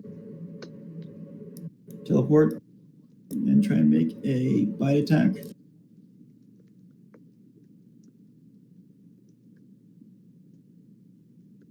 And if I remember correctly, this should be... It's actually not advantage. Wow.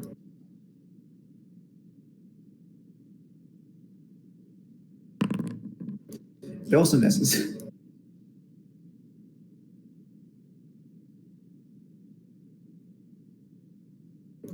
Another one's gonna blink and try and do a bite as well.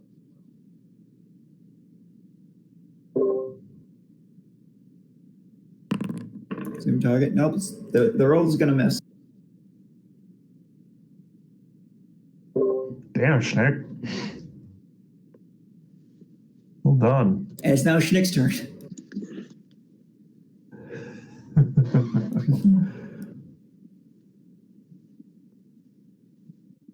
They're all just jumping over him because they were over calculating.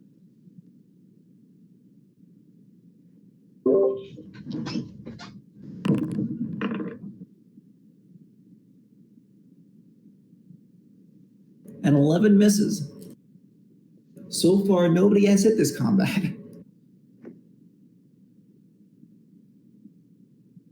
Anything else on your turn here, Schnick?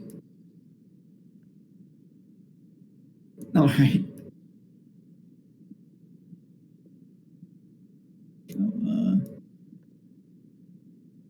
Yet another teleport Bite.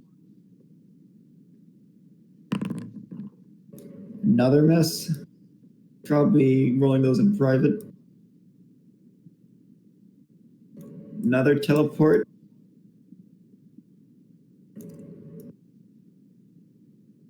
This time privately. Another miss. Alrighty.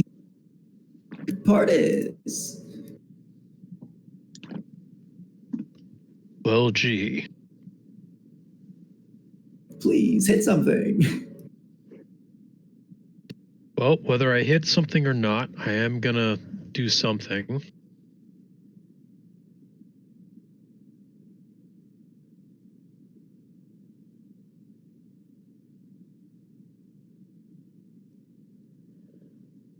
There, one bonfire.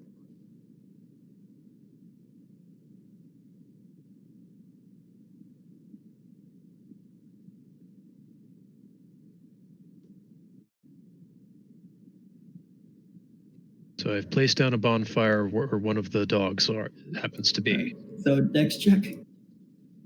Dex save, my bad.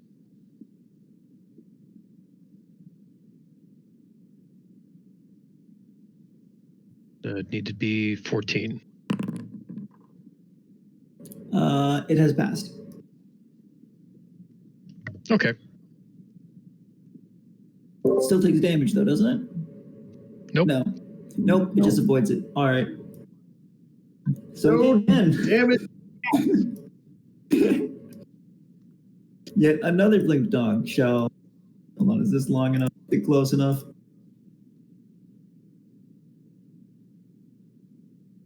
Indeed it is. Why do they hate the gnome? Good lord. He's small, and they're also kind of smaller creatures. He's just bite size. That's all it is.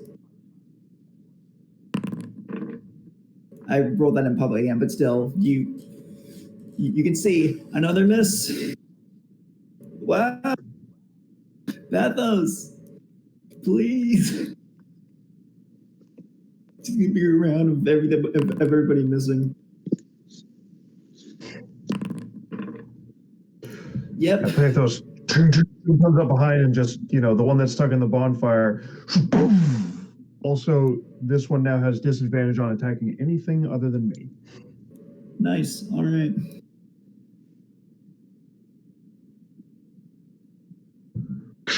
Stay, boy.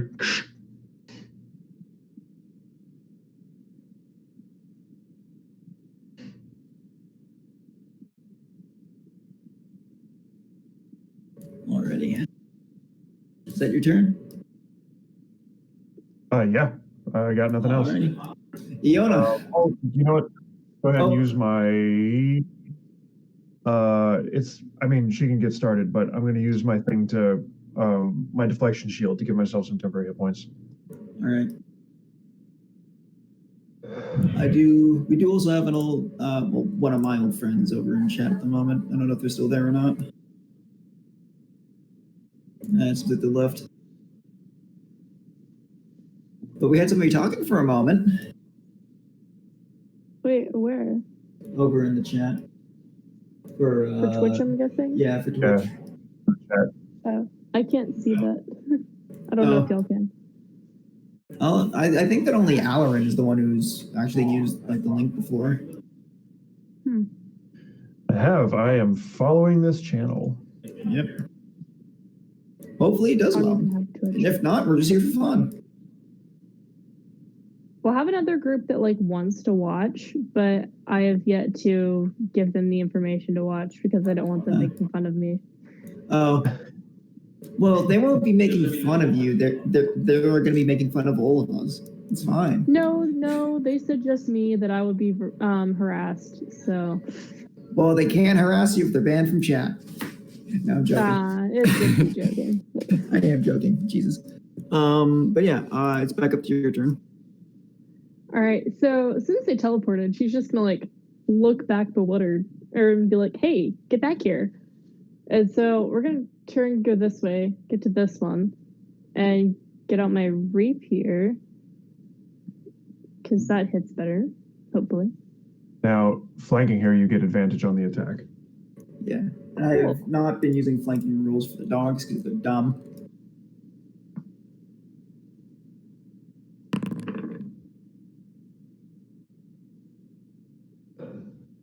Does a 13 work? It's 13. The first hit of the combat. It only took a full round. Yay! Hey, no, Oh yeah, that's I'm sorry, right. the second hit. Second Okay, never hit. mind. Sorry, It's sir. second. Okay, first hit on that creature. No. Yay! Woo. Okay. There you go. Alrighty. And I believe that it's actually, it's not, it is, which one of you was it? It's this one. All right.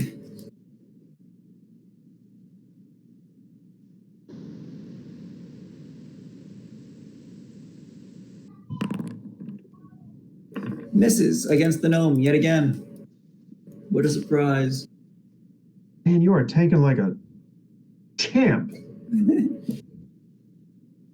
There's 3 of them, and they're all going to try and attack the gnome, so. All right, so out of that, you got 2 hits. Yeah. Figured it out. So as for damage, let's roll it right in the chat. 8 piercing. On to Schnicht.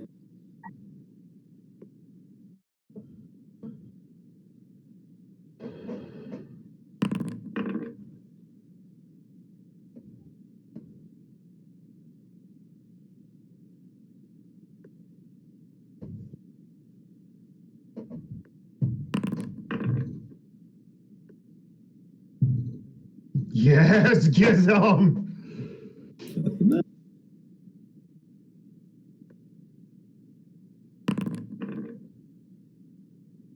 That's not possible. That's what? The D8 roll. GFB, the one above? What? He means he means green flame blade. What it leaps to. Okay, so all right. What I think he means is Schnick is going to strike the one to his left, so the one between him and Yona, Right. for 12 points of damage, and then 3 points of fire damage to the one between me and Schnick. Is that right? Okay.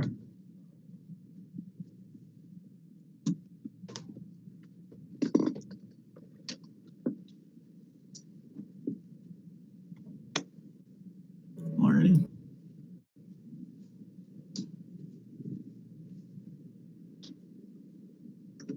Good stuff.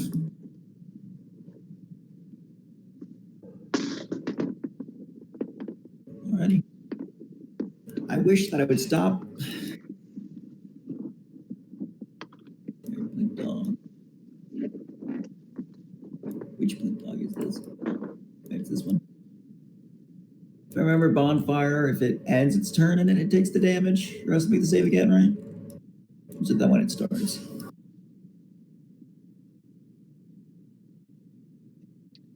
That would be when it moves into it or ends its turn. Move into or end turn. So it's going to move over here since you can't pass through the 2 of you. It means that Schnick gets an attack of opportunity.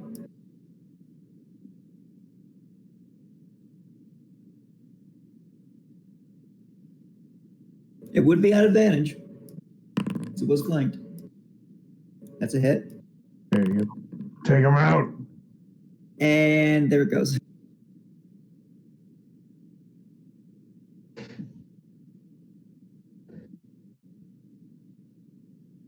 This one's going to try and bite you.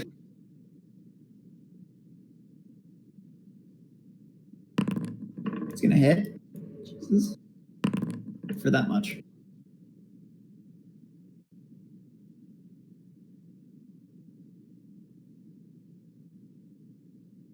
And then it is Partis's turn. Right. moves over here, still threatening this other one.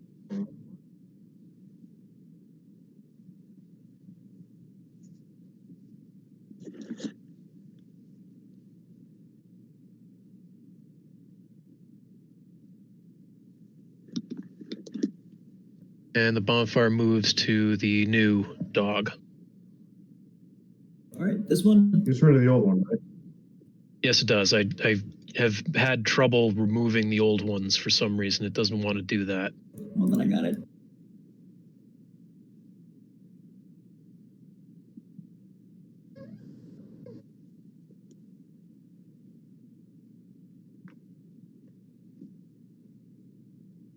You said it was 14? That's correct. It fails.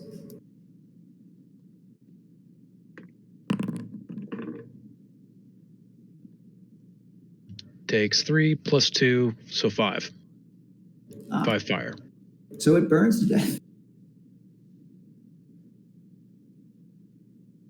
Where are you? There we go. Pink dog, extra crispy. Yep. Hey, and now you have lunch. Pork made. I was about to say.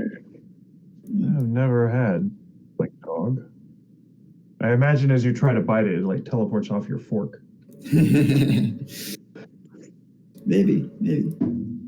Is that your turn? That is my turn. Alrighty. Guess you could say it's now a hot dog. Hey. Ah.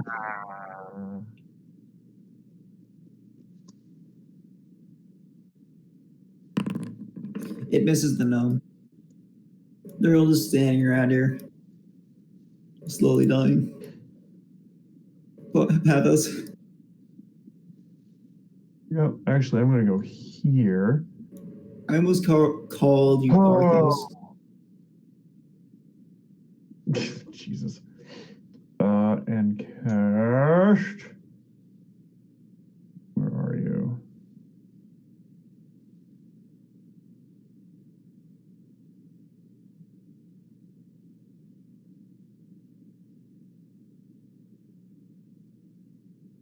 Tasha's Caustic Brew. That is a DC 15 dexterity save, and I'm casting it southward. All right, is that a line? Yep.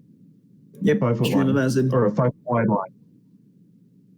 30 feet long.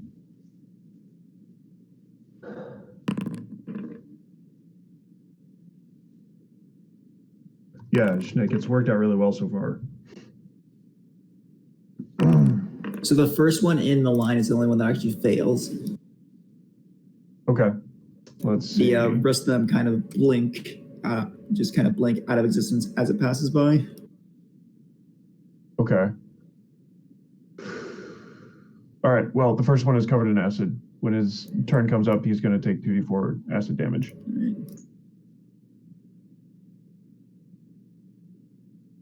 Alrighty. You can remove the Oh, the template. line. It doesn't stay there. It just sprays and then it's done. All right. Iona, my darling lady. We are going to strategically move this way to get to this one. All right. And Taking the horse the long way around, I see. yeah. I can't be killing my horse in the first combat. In the first combat. Darn! I should have done that instead of targeting Schnecht. Because they actually would eat horses normally. And yes, you actually, do hit. Cool. Wait, isn't that a crit? Wait, that was a 20. I gotta give me a second. I'll redo that. That's 3 plus 2 plus 2. Wait, no, that wasn't a crit because you're one short. So that was a 19 natural. Yeah, you rolled 19 and 13. All right, you then can just check. 10. Yeah, you can check what raw numbers were rolled by clicking on the little formula up there. And it Yeah, it's expands it. 19. Yeah.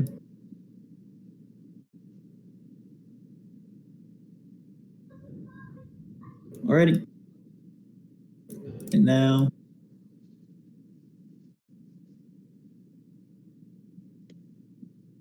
Two. Alright, so one of them's gonna try and bite Schnicked again because he's right there, and the other one's gonna try and bite you. Actually, you know what? It's gonna try and bite your horse because it can't actually reach you while you're mounted. I just now remembered. I believe that's how mounted combat works.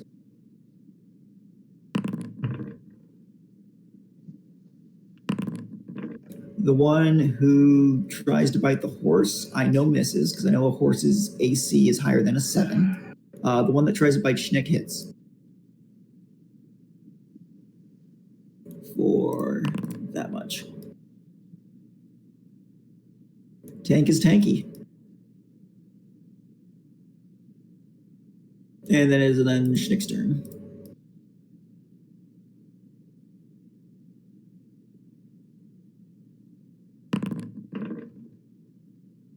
Uh-huh. 25 hits. Just missed. One below you. All right. You And murder it. It's actually, I just checked the thing. It's not actually a roll for the damage. It's just equal to your spellcasting modifier. So I think it's 18, so 4. 18, so 4. Right. It says you Second brandish creature the takes weapon fire used in the spell's casting and make a melee attack with it against one creature within 5 feet of you. On a hit, the target suffers the weapon's attacks, normal effects, and you can use green fire to leap from the target to a different creature of your choice that you can see within 5 feet. The second creature takes fire damage equal to your spellcasting ability modifier, so yes. At higher levels, it gets dice. Yeah. Oh, that's pretty cool. The one to its right takes 4, you said? Equal to your spellcasting, yeah.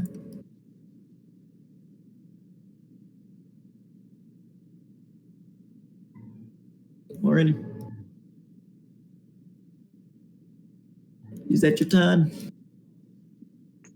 Oh yeah, you already passed it. Cool. This one takes how much again for the acid? 2d4? Yep. Right. I'm not sure how to roll that. Oh, Wait, hold on. it's a Yes, I damage. do. 4. Right there. 4 damage.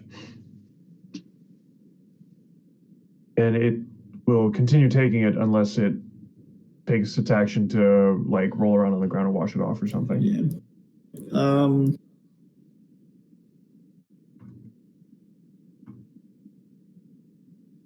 It will not think to do that this turn. It's just going to try and bite you. Okay. I know what 22 hits you. Yeah, 22 hits. That much damage. All right.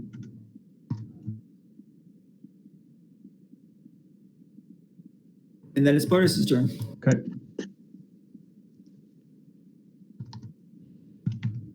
Artist moves over here, targets the one that I have targeted.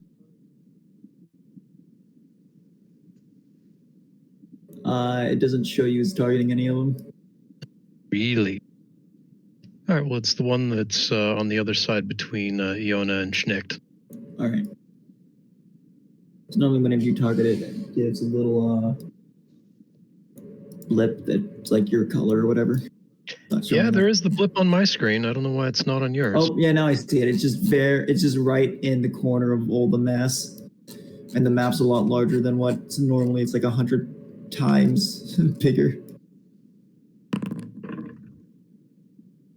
A lot. It dodges out of the way, so Yeah. all right.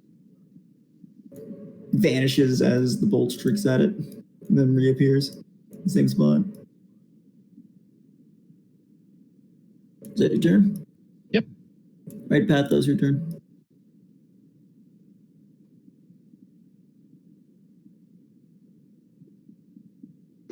There's a DC 15 Constitution save for the 3 dogs in front of me. Already. As Pathos just sort of warms up his arm, and a concussive blast that he kind of aims this way so that it just rocks across the field, but it's still going to hit these 3 guys. All right, and it's a 15 again? Yeah, DC Save? 15 Constitution save. Yep. All right. Constitution. It doesn't look like any of them are passing. Okay, yeah, no, none of them passed. They rolled a 6, 2, and a 5, and the 2 was a crit fail. Okay. I don't know if you want me to do anything for the crit fail, but damage is gonna be. It's magic damage, so it doesn't crit unless it's targetable. Got it. Yeah, it's a 14 points of damage, and all 3 of them are blasted 10 feet away from me. So, right. How did you direct it? Like this way? I directed it in this direction. Yeah. Actually, just to make that look a little bit cleaner, we'll do it like sure. that. However. And he says, "You're clear of doggies, Snicks for short." And then I'm going to move up to engage these guys. All right.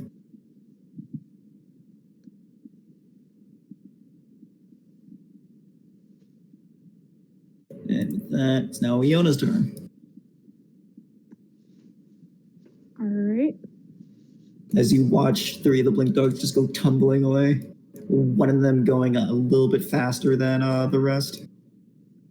Question, since the one to like my bottom right went past her, isn't that an opportunity, or because it was pushed back? No, yeah, forced movement does not, unless it specifically says so. Forced movement does not provoke opportunity attacks. All right. Well, either way, we're gonna attack him.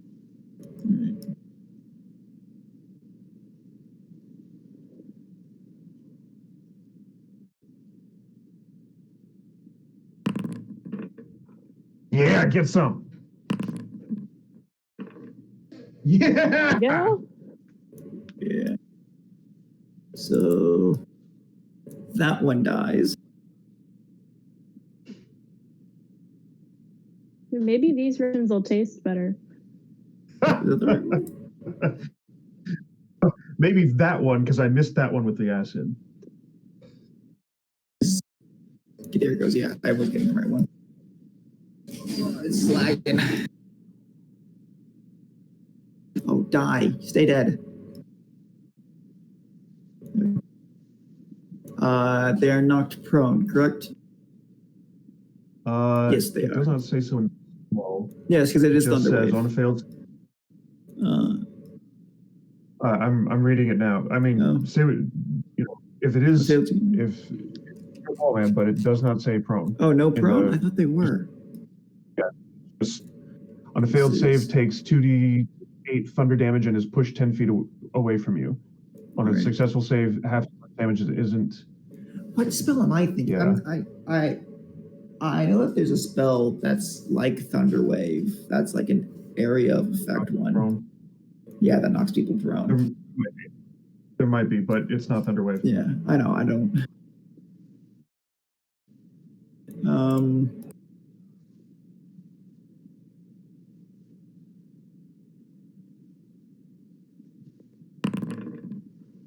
16, I believe, hits you. No, it does not. It misses. I forgot. 19. Yeah. You're a tanky artificer. Yeah. Yeah. This isn't even my final form. Yeah. Schnick, you're up. I am lagging my butt off. There you go. Get some.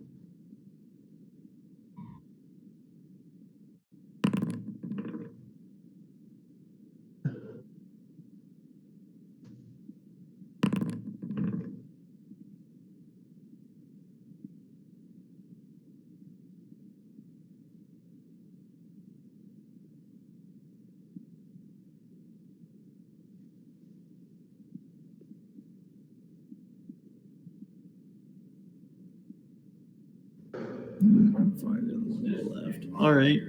So hit the one in front, fire the one to the left. All right. So you kill that one, and you burn the other one.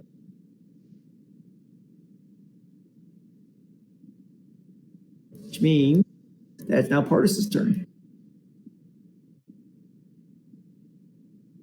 Really? Yep.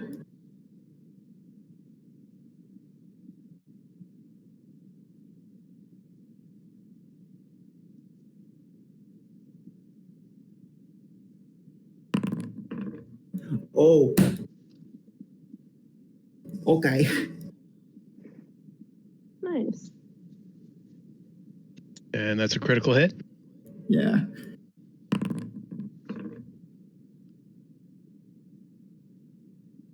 Yeah. How do you want to do this? Don't say that. Yeah. No. All right. Oh, I hate that guy. He does push a lot of. Of course you do, Frank. How can you hate Matt Mercer, the father of modern D&D? Don't get me started. No, it's mostly joking. He's fine. It just yeah. I mean, like I can get it. Like a lot of the tropes that have come out of that are less than ideal. Man's a great person, though. Man's very friendly. So I hear. Yeah. Yeah. No. Say what you want, man. I'm sorry. It's just. It's fine. I knew Trey would laugh at it if I did that. So. Yeah. I specifically came up with my own to be like, I'm not like you. Yeah, it's hard to come up with something different than that because that's pretty iconic. Sure. Kind of like the way that also Gary Gygax did it. Is that what he said? Yeah, that's kind of cool. I did not know that Mercer was paying homage like that. No, I say, tell me how it ends for this guy. No. How doth this one bequeath the end? Is that better for you? I'll tell you how it ends. It's very simple. It's very straightforward. It ends with Aldrich. Yes.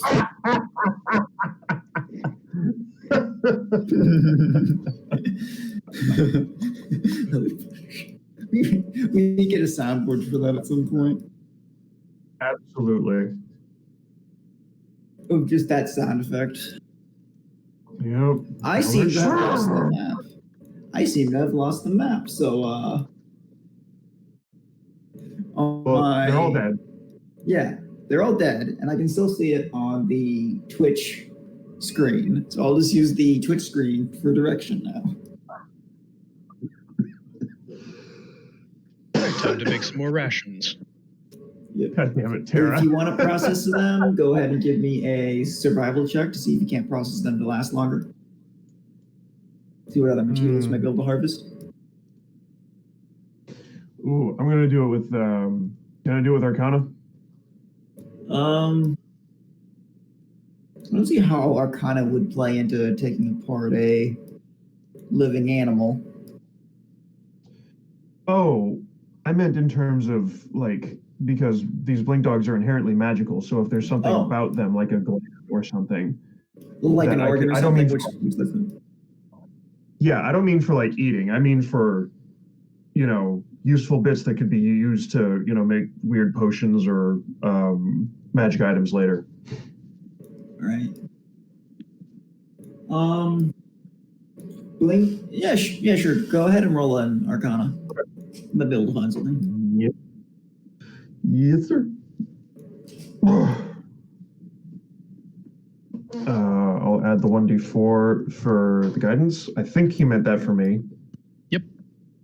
Okay. And can I get somebody else to do a survival check? All right, 26 is good. Let me see if somebody does a survival first. Hang on, I'll try to do it. I just have to do it manually. Right. And get a guidance for you as well. You get a guidance. You get a guidance. You get a guidance. Stop using guidance. Put it to cantrip. Isn't it? Yeah, it is. Get stop. Get stop this. Nope, doesn't work. Uh, How do you roll on here? yeah, there you go. And because you guys said stuff, it brought the main screen back to focus because it tries to get it to focus in on people talking. And B, it zoomed in on both Iona and Schnicht for both of those. I need to figure out some way like how to get it to not zoom in on everybody. So you can have the nice overview picture that I have here.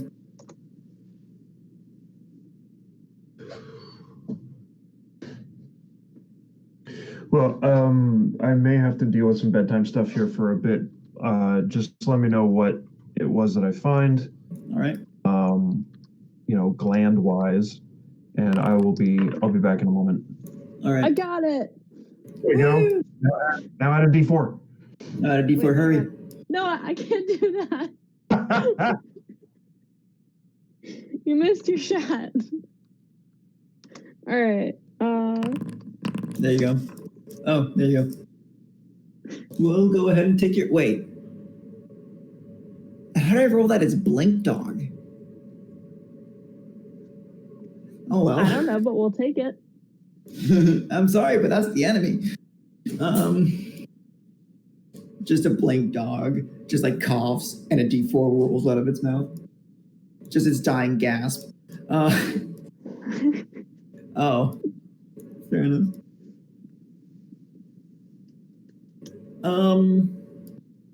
Yeah, so with a 19 basically, you do manage to go ahead and pull apart, so you do get, we'll go ahead and count that as a batch for all those. So of the 6 Blink Dogs, you get about 4 days worth of rations out of them. Actually no, we'll say 2 days of rations, because 4 is actually quite a bit for 6 dogs. You'll get 2 days worth of rations each, and you do manage to get 3 of their organs, which would let them teleport. And Pathos would be able to identify them as such upon seeing them. Since he rolled so high.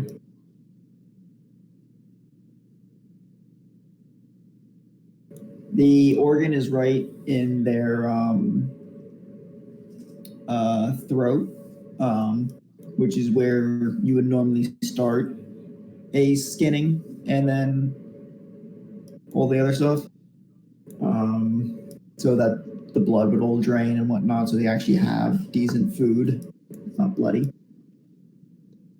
So you end up stabbing the first couple of them before you start gutting other ones so that you can prep them for lunch. And then that's when, as you're gutting the other ones, so slicing them in the stomach first instead, is when you notice that there's the other organ, which is when Pathos would step in and recognize them or identify them. Correction.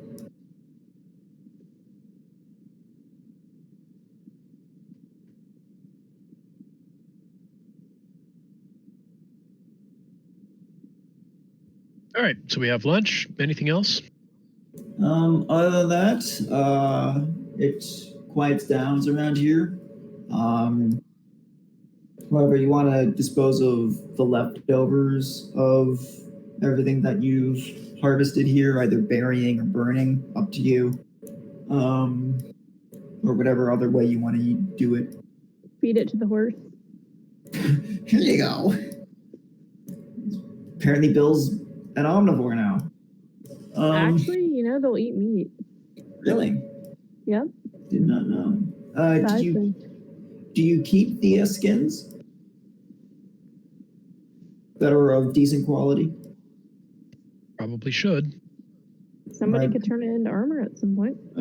Go ahead and take 5, because those are the ones that are decent. I'll give you that for the 19. Am I taking 5 or does somebody else want to pick it up? Wait, what? I said, am I taking the leather or does somebody else want to pick it up? What am I taking? Oh, 3 blink organs. Cool. Yeah. I have to figure out what to do with those. I would So- say, Yona, yes, you take it. You take the leather. So the blink organs, they're like actual appearances that of like kind of like a silvery glowing orb. Ooh. Yeah. Okay. It kind of almost feels glass-like. Okay. Yeah, I'm gonna put Yeah, them that's somewhere what safe. It feels glass-like, but is squishy, kind of like a soft rubber ball. Uh-huh. 1, 2, 3. Edit. Okay, and it is a blink organ. Silvery in color. Soft like a rubber ball. This is the organ empowering blink dogs with their teleportation abilities. You know, that leather, combined with the leather and this, I'm gonna have to think on that. It might, Right. there might be something cool we can do with all that. Like teleporting Alrighty. leather armor thing. So other than that, this clearing is around where the spot of the ruins would be.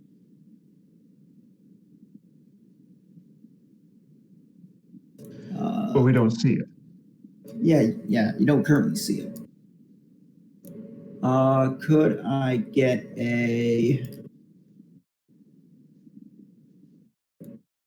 either insight from everybody? You know, investigation to look around. Yeah, that one as well. I actually forgot of that as well. Sure. So poison of those 3 options. Yeah.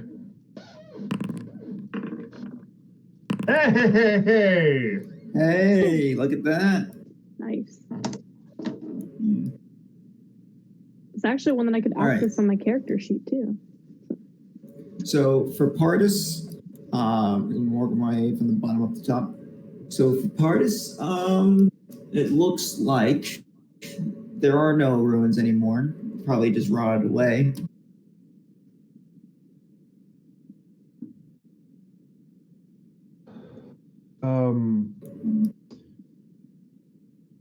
Ace. Yep. I think you've got me in here wrong. It showed I didn't realize it before, but it's showing me as a level 6 artificer. As a level what? Yeah, when he pointed out that it's +7, I looked at my D&D Beyond character sheet and it's supposed to be +6. I was like, why? How the heck did it get to +7? And then I looked at my proficiency modifier, which is +3 instead of +2. So something I is. know what happened. Because back when I last imported it, you had been doing your planning for him at level 6 for when he reaches there and his next big boom. Okay.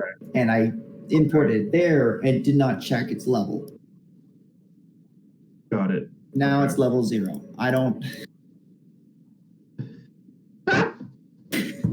It's okay, man. We'll figure it out. I'll I will. I'll get him fixed. I'll get him fixed. Yeah, I won't. I'll make sure I'm not testing around with it when you do it next time. Jesus. He has everything else correct. It's just that he's level 0 for some reason. It's Yeah. fine. So everything I roll will be a +1. And I have fewer hit points than that. 'Cause I Well, what it is now is that I think everything's a -1 now because your investigation has now a +5 bonus instead of a +6. Right. What I meant is when I roll something, we'll just have to mentally add 1 to Oh it. yeah. Why is that doing it that way? I don't know. Let me start the import again. Let's see if we can't fix this. Hold on. I seem to have. I have a character ID thing here. Control V.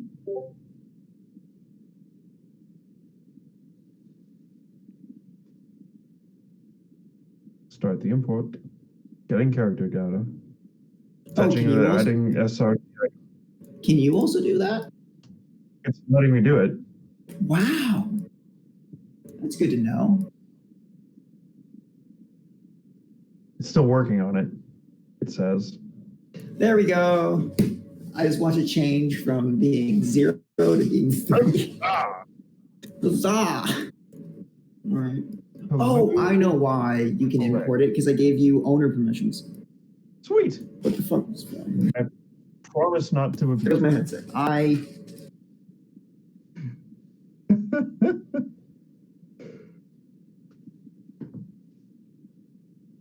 Yeah, Schnick, it's possible to have a +7 at this level, but I would need a 20 to my intelligence, but which I guess it's not possible for this particular character race. But it's possible to have a 20 starting out level 1. You roll an 18 and have the right bonus.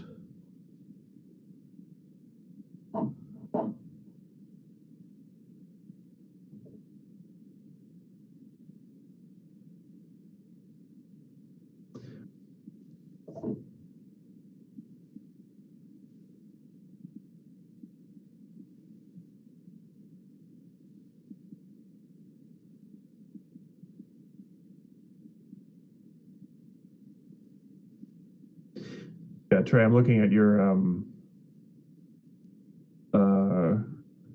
GIF here. That'd be super fucking cool. With 3 blink organs, I think I might try to make something that lets me or someone use Misty Step.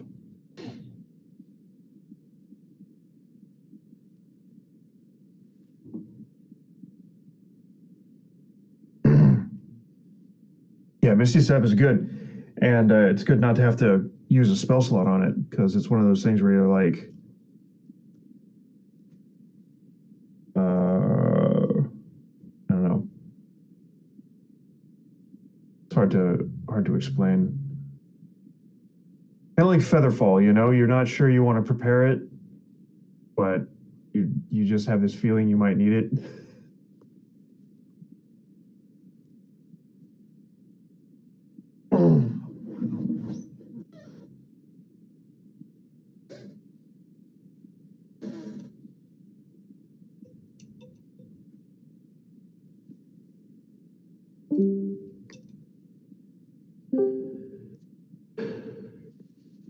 Hey, buddy, you back?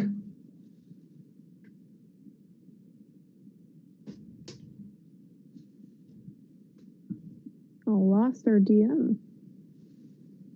Yeah. Or my special. Exactly, Trey. Kind of like a swim speed or water breathing. Nobody wants or needs water breathing until you really need it. So what happened was, I had ended up dropping a USB cable from a headset that I'm repairing onto my foot, and while looking to see what I dropped on myself, I accidentally pulled out the cord for the headset, and then while plugging it in, there's a hard restart button on it, which is close to the headset thing, and there's no actual light in this room, so I ended up fat fingering it and then looking at my screen go black. And I went, oh no. This is the best comedy of errors I've ever heard. I really, really wish someone had been filming that. I'm sorry, I don't mean to make fun of your pain. Yeah, no. It's pretty spectacular. Yeah, no. Oh, I could hear the Seinfeld theme playing while it happened.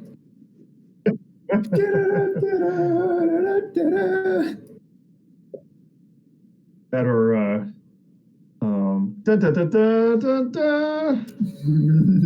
The old movie. Well, anyway, moving up the list from there. God damn it, Todd. The one thing that our Twitch channel is missing is the stream of perfectly timed, perfectly chosen gifs that we all put out there. Oh yeah, I mean, Maybe we I should could probably stream that instead of the map. I could actually hold on. I might be able to do something about that. Oh boy. Let's figure it out later. When do we get on these Right. on our checks moving- looking around? Moving up from there. So Pardis just believes that it's all rotted away because it's been eons. Next up from that is you, Pathos. So under your investigation, you It's actually an 11. Yeah. You figure that it's either not in this area and that it's just was marked incorrectly because it was a fat orc finger, or B, that it's We should check elsewhere in this grease stain.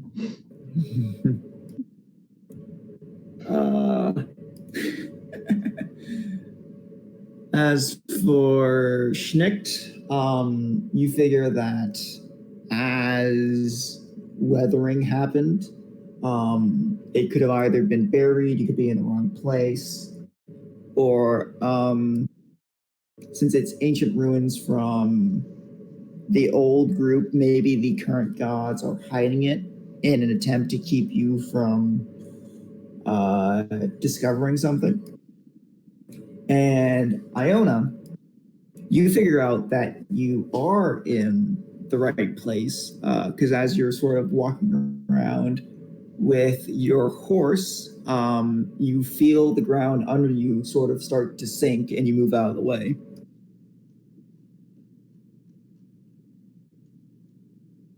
Alright. I can alert everybody else nearby to also move. All right. Pathos be turning around in place. It doesn't cave in yet, but it did begin to sink as your horse took a step forward.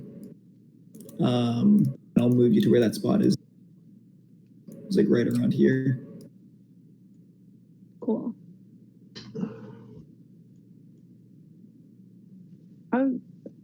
There's something under the ground here. It feels like the ground's gonna cave in at some point, but I don't know what we'd like to do with that. I mean, this feels like it might be the right spot.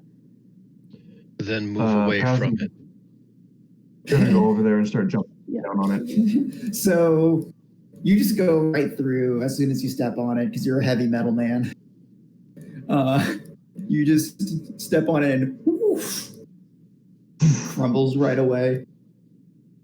Mhm. And you end up in like this kind of large pit area of what looks to be a entrance to what used to probably be a bunker of some kind. Bunker. Okay. Is there anything interesting down there? It appears to be an entrance to a bunker of some kind. What about it makes it look like it's a bunker? The like entryway is kind of angled in a way that it's like facing up towards the sky, and all that you can really see as far as a roof is another kind of like concrete slab which kind of goes into more of the dirt.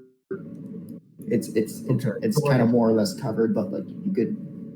So like a buried bunker. Okay. Yeah. Okay. I'm going to activate a little thing to shed a 5-foot sphere of light from my eyes and activate my night vision mode so that I can see further in. All right.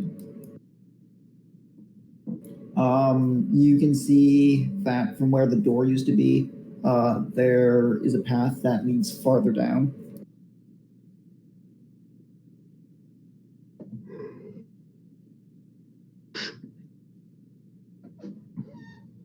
I think we've managed to dig up something.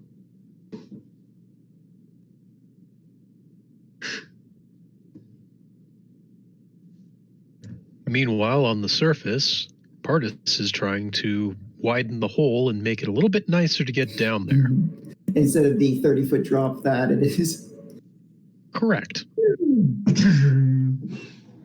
And I didn't roll damage just because it's a giant mailman. You probably did more damage to the soft earth than the soft earth could do to you.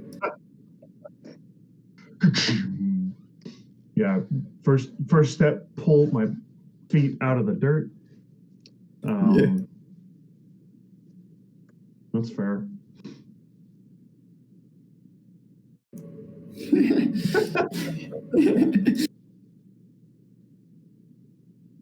Roger. And then at that point, the segmented helmet just sort of comes back. You see, he's still, as before, still armored and much buffer than the gangly robot you first met. But do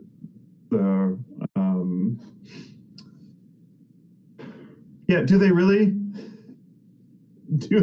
Schnick? Wait a minute. May I ask the goblin scenario?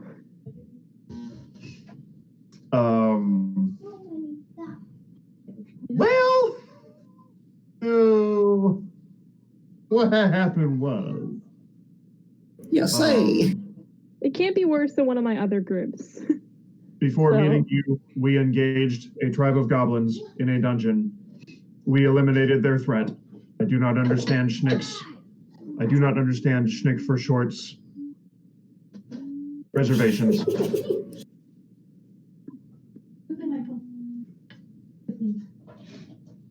Then, Schnick, what are your reservations? You can see it in the chat. Yeah. Oh.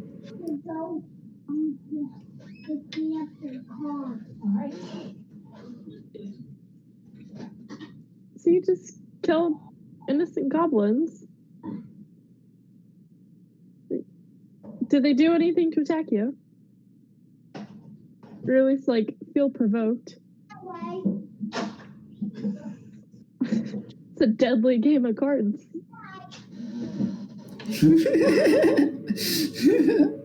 Indeed. Aces and eights. You can see that's definitely their fault. I recognize goblins are normally vicious and cruel. I engaged in combat. Very well.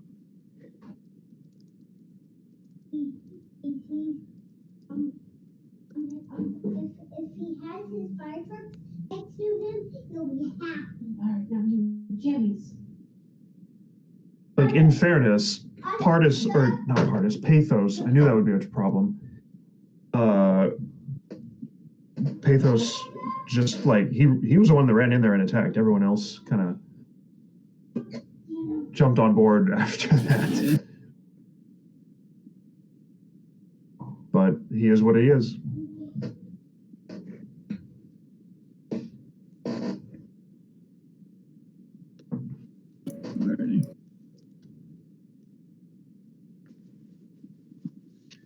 So after a couple minutes, this hole that has been dug, it should be fairly easy to get down there after a while. Yep. After a little bit, you managed to move enough earth to be able to walk down pretty easily.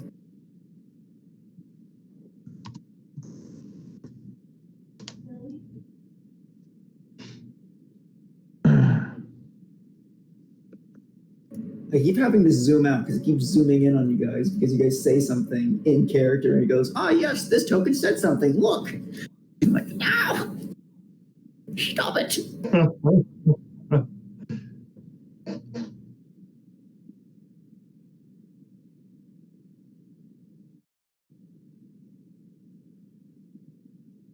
All right. So when it's clear and everything looks ready to go, safe. Let's begin.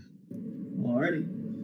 So as you begin your exploration of these ruins, you do notice that it is very dark, and there don't seem to be any places for torches to behold. So it baffles you as to how they would get light in here. Other than if they had discovered electricity before.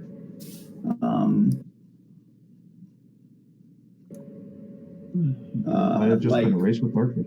Like way or that they were just erased with dark vision. But you do know that like there are lights that they have over in Vera Bona, which are on stands, but you don't see those stands here, and you don't see any of the bulbs, which would normally be the light bulbs. I'm not fucking retarded.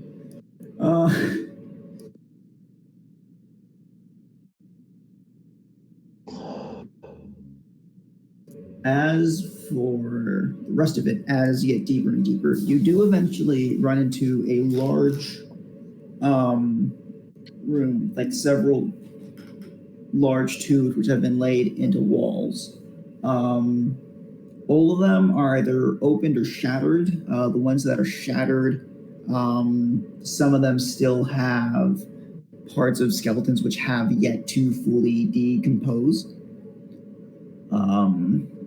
They look humanoid, from what you can see, probably medium size. Past that, you can't really tell. Unless you guys want to roll for investigation or... Yeah, I think that's just investigation there. Someone want to give me a hand? Stop talking, damn it. Someone want to assist me in some investigation? Sure. Sweet. Let me see if I can reach it on my character sheet. If not, I have to hand type it in. I can, like that.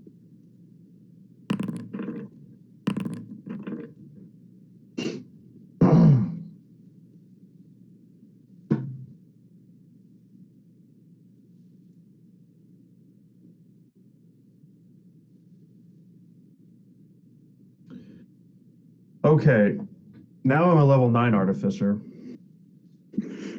Hey, you're the one who updated it last, so that's not on me. I don't know what's going on. All right, so it's actually 2 points lower than that. It's a... Good Lord. Something's clearly wrong with that. Everybody make sure to check your character sheets to make sure that you aren't someone that you shouldn't be.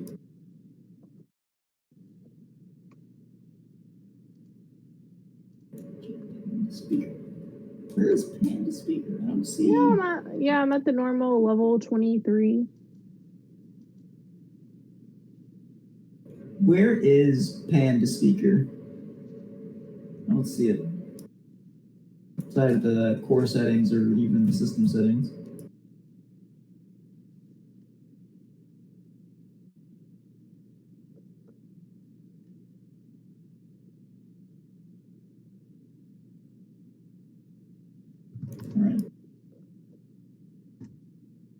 Ah! I went to zoom out again, and then it zoomed right in on Schnicked. And I was like, no! Don't do it! Maybe I have to do it in here. Ah, there you go. I have to do it as the Game Master. Yeah, I have to do it as the Game Master. There we go, I saved it. I was trying to do it as Twitch, because I didn't want to do it in the browser. God damn it. I'm doing dumb things. Hold on. Don't. There we go. There we go. Because I thought that it would be that each user would have to go ahead and do it, and not that it was the game itself. All right, so you rolled a 2 lower than that, so 15. Yeah. Plus your guidance is a what? Oh, And is Iona giving assistance, or is Iona checking herself? I'm checking myself. All right. Bedtime hug time. Oh, it's bedtime hug time. Oh. Excuse me, guys. No problem. It's bedtime hug time after all. Come we get bedtime hugs in my room? Yep, that's the idea. Hey, don't put me down. Yeah, I am.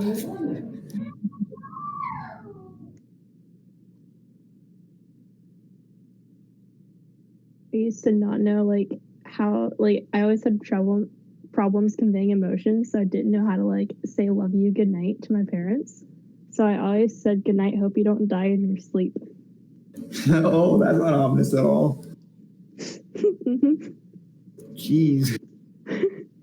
Yeah. I was like, I'm sorry, I don't know how to convey emotion. Yeah, no kidding. I still do it now every now and then to be funny. I'll be like, all right, good night, don't die in your sleep.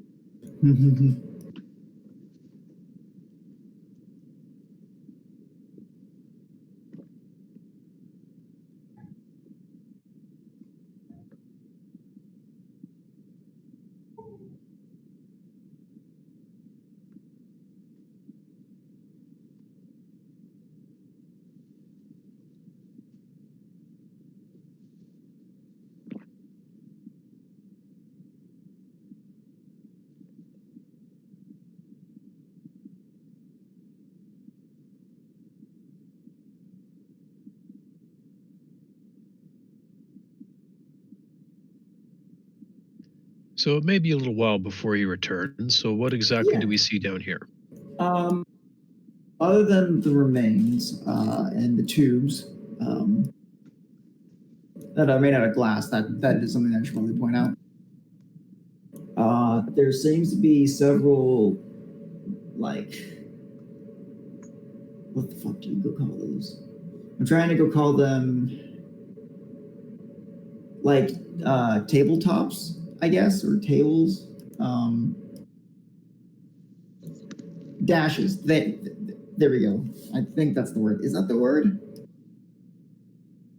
Counters. I'm just gonna go with counters. Fuck it, whatever. Which seem to have like several inlaid like buttons and switches on them. And several other like glass colored glass dots on them and stuff like that. And they're also covered in dust. From that counter, there's a cable which rolls off into a different room. I'm so sorry. I just got back. We some kind of counter with weird glass stuff on it. Yeah. Like switches and buttons and like glass panes on it. Okay. This is before or after all the broken open sarcophagi? This is right in that same area, and the sarcophagi are made out of glass. Okay. Yeah, they're and inside are the remains for some, and for others they're just empty. Okay. And you said the remains are mostly rotted away? Yeah, the remains mostly rotted away if you want to roll the guidance that somebody gave you. I can go ahead and round that up for you. As far as Iona can tell, they are human. And then after I get your D4 roll to the as to how much further you get, if any. Oh, you already rolled a 17. Oh, wait, I'm sorry. I did not notice the D4. I didn't even notice that you could do that. Wow, that's really cool. So yeah, so you come to the same conclusion. That's my bad. I didn't notice that there was a D4 in that that situation. Wow. It was. Okay, I misunderstood. I thought you needed another check for another reason, but No, yeah. I'm just being brain dead. I thought that it was the D4 that was missing because that looked kind of low, but no, you rolled a 6. All right. Yep. For a 15 because you're level 9 now. I gotta remember. Yeah. So I seem to have been fixed. I am now level 3 or so. For now. Until next it decides For to break and now. you're level 20. But that is Yeah. So there is a cable which snakes off into a different room farther in. And then there's another room on the other side up against the back wall as well. They're on opposite sides up against the back wall, like in either corner. There's 2 more doorways.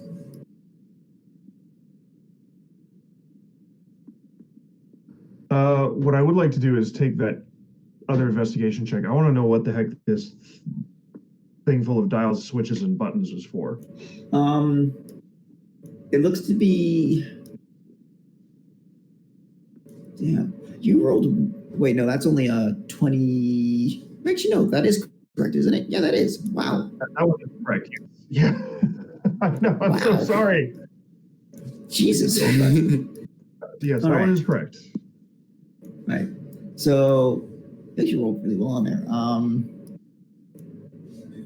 It looks to be a control console of some points, because you are able to line up the number of button and switch pairs to how many glass sarcophagi there are around here. And then there's like several panes of glass above each one, which would also match with the sets of switches and buttons. So like, just to insert some modern sensibilities, so like a little readout screen that would maybe give information on each one. Yeah. Okay. And then like buttons and switches to control the sarcophagi themselves. Yeah. Favored by the gods. I call down the gods to help us. I am confused. This control panel was used to monitor and control the sarcophagi for some purpose. Can I discern anything about that purpose? Without knowing as to how the sarcophagi function past holding bodies, no. I'm sorry.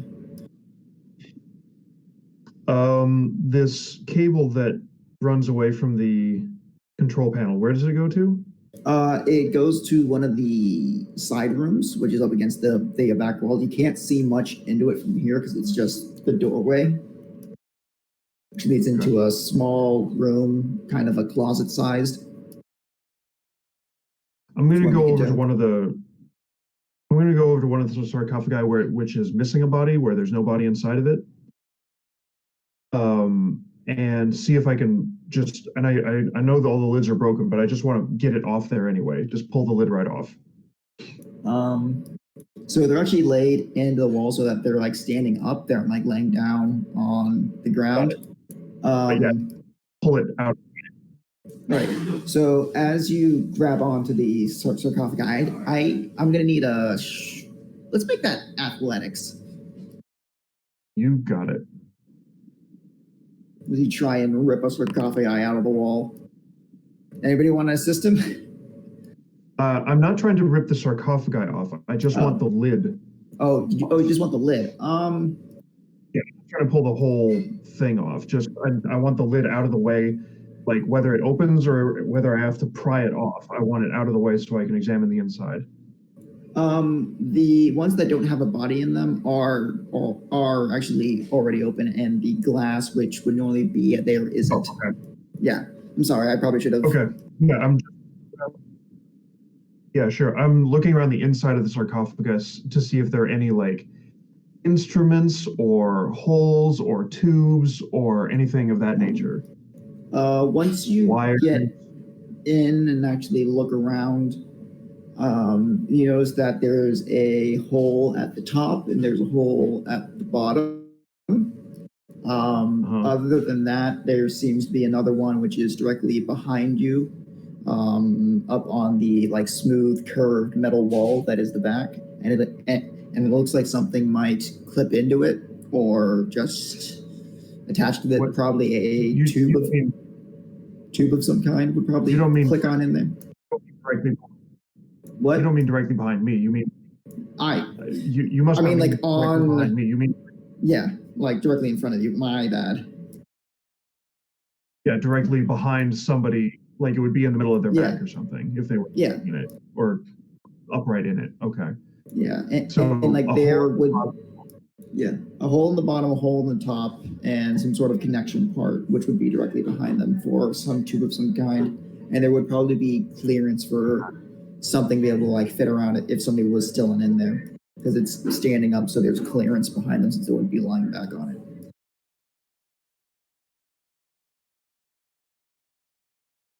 I'm sorry. Say that last part again. Since it's standing almost upright, it's like probably at a 75-degree angle.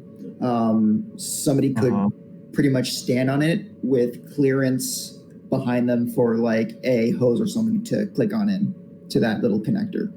Okay. So they wouldn't necessarily be laying directly against the back of this chamber. They would be they might be upright in it. Yes. Or have some space between them and the back of it. Interesting. I am not positive. Evidence indicates these might not be sarcophagi. They may be chambers of some kind. Not meant for holding the dead, but for holding bodies for some other purpose.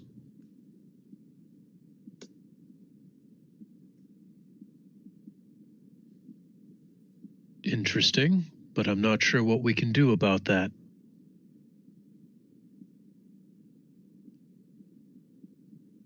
It would indicate that if many of these are open, their occupants may still be here.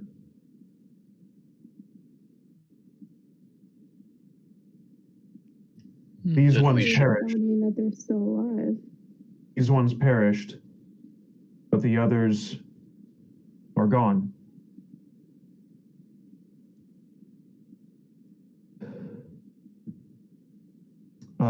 You say the cord leads like through a half-closed door? To another room? Just through a doorway into like a closet area. Schnick already went in and I messaged on the thing. Yeah, got it. Mm. I was going to follow that as well, so I'll meet up in there with Schnick. Right, yeah, so it's just a metal box like up on the wall. There's a lever on one side of it, and inside is a series of plastic switches. From that, yeah. If you grab onto it and try and pull forward, it does swing open. And behind the first parts of switches is a whole bunch of cables which go into the box and then into the wall.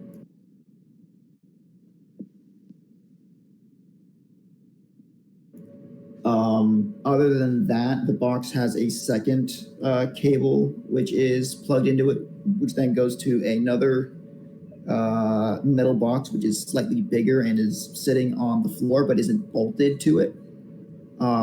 Which has on the top of it a slot which looks like it would fit one of those magic batteries which you guys have.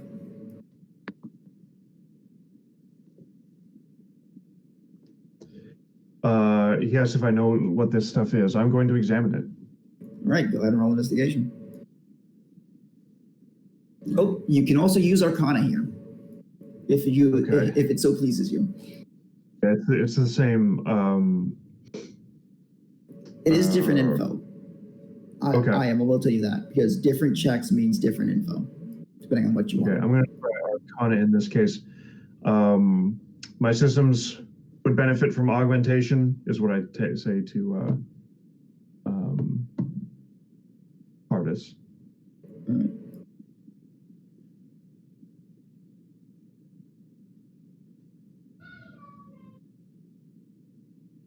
Alright. I'm asking for guidance.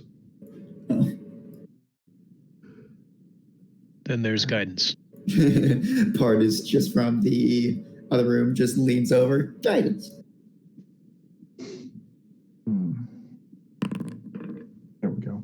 And so with a 21 on the Arcana, what you can tell here is that all those smaller cables which go deeper into the wall and then probably throughout the rest of this facility are magic circuits, and the plastic switches turn them on or off, and would act as breakers, just out of character, in order to swap off the magic flow, so that if there's a overload of some kind, that nothing would break, or that very few things would break, so that the damage is just minimalized.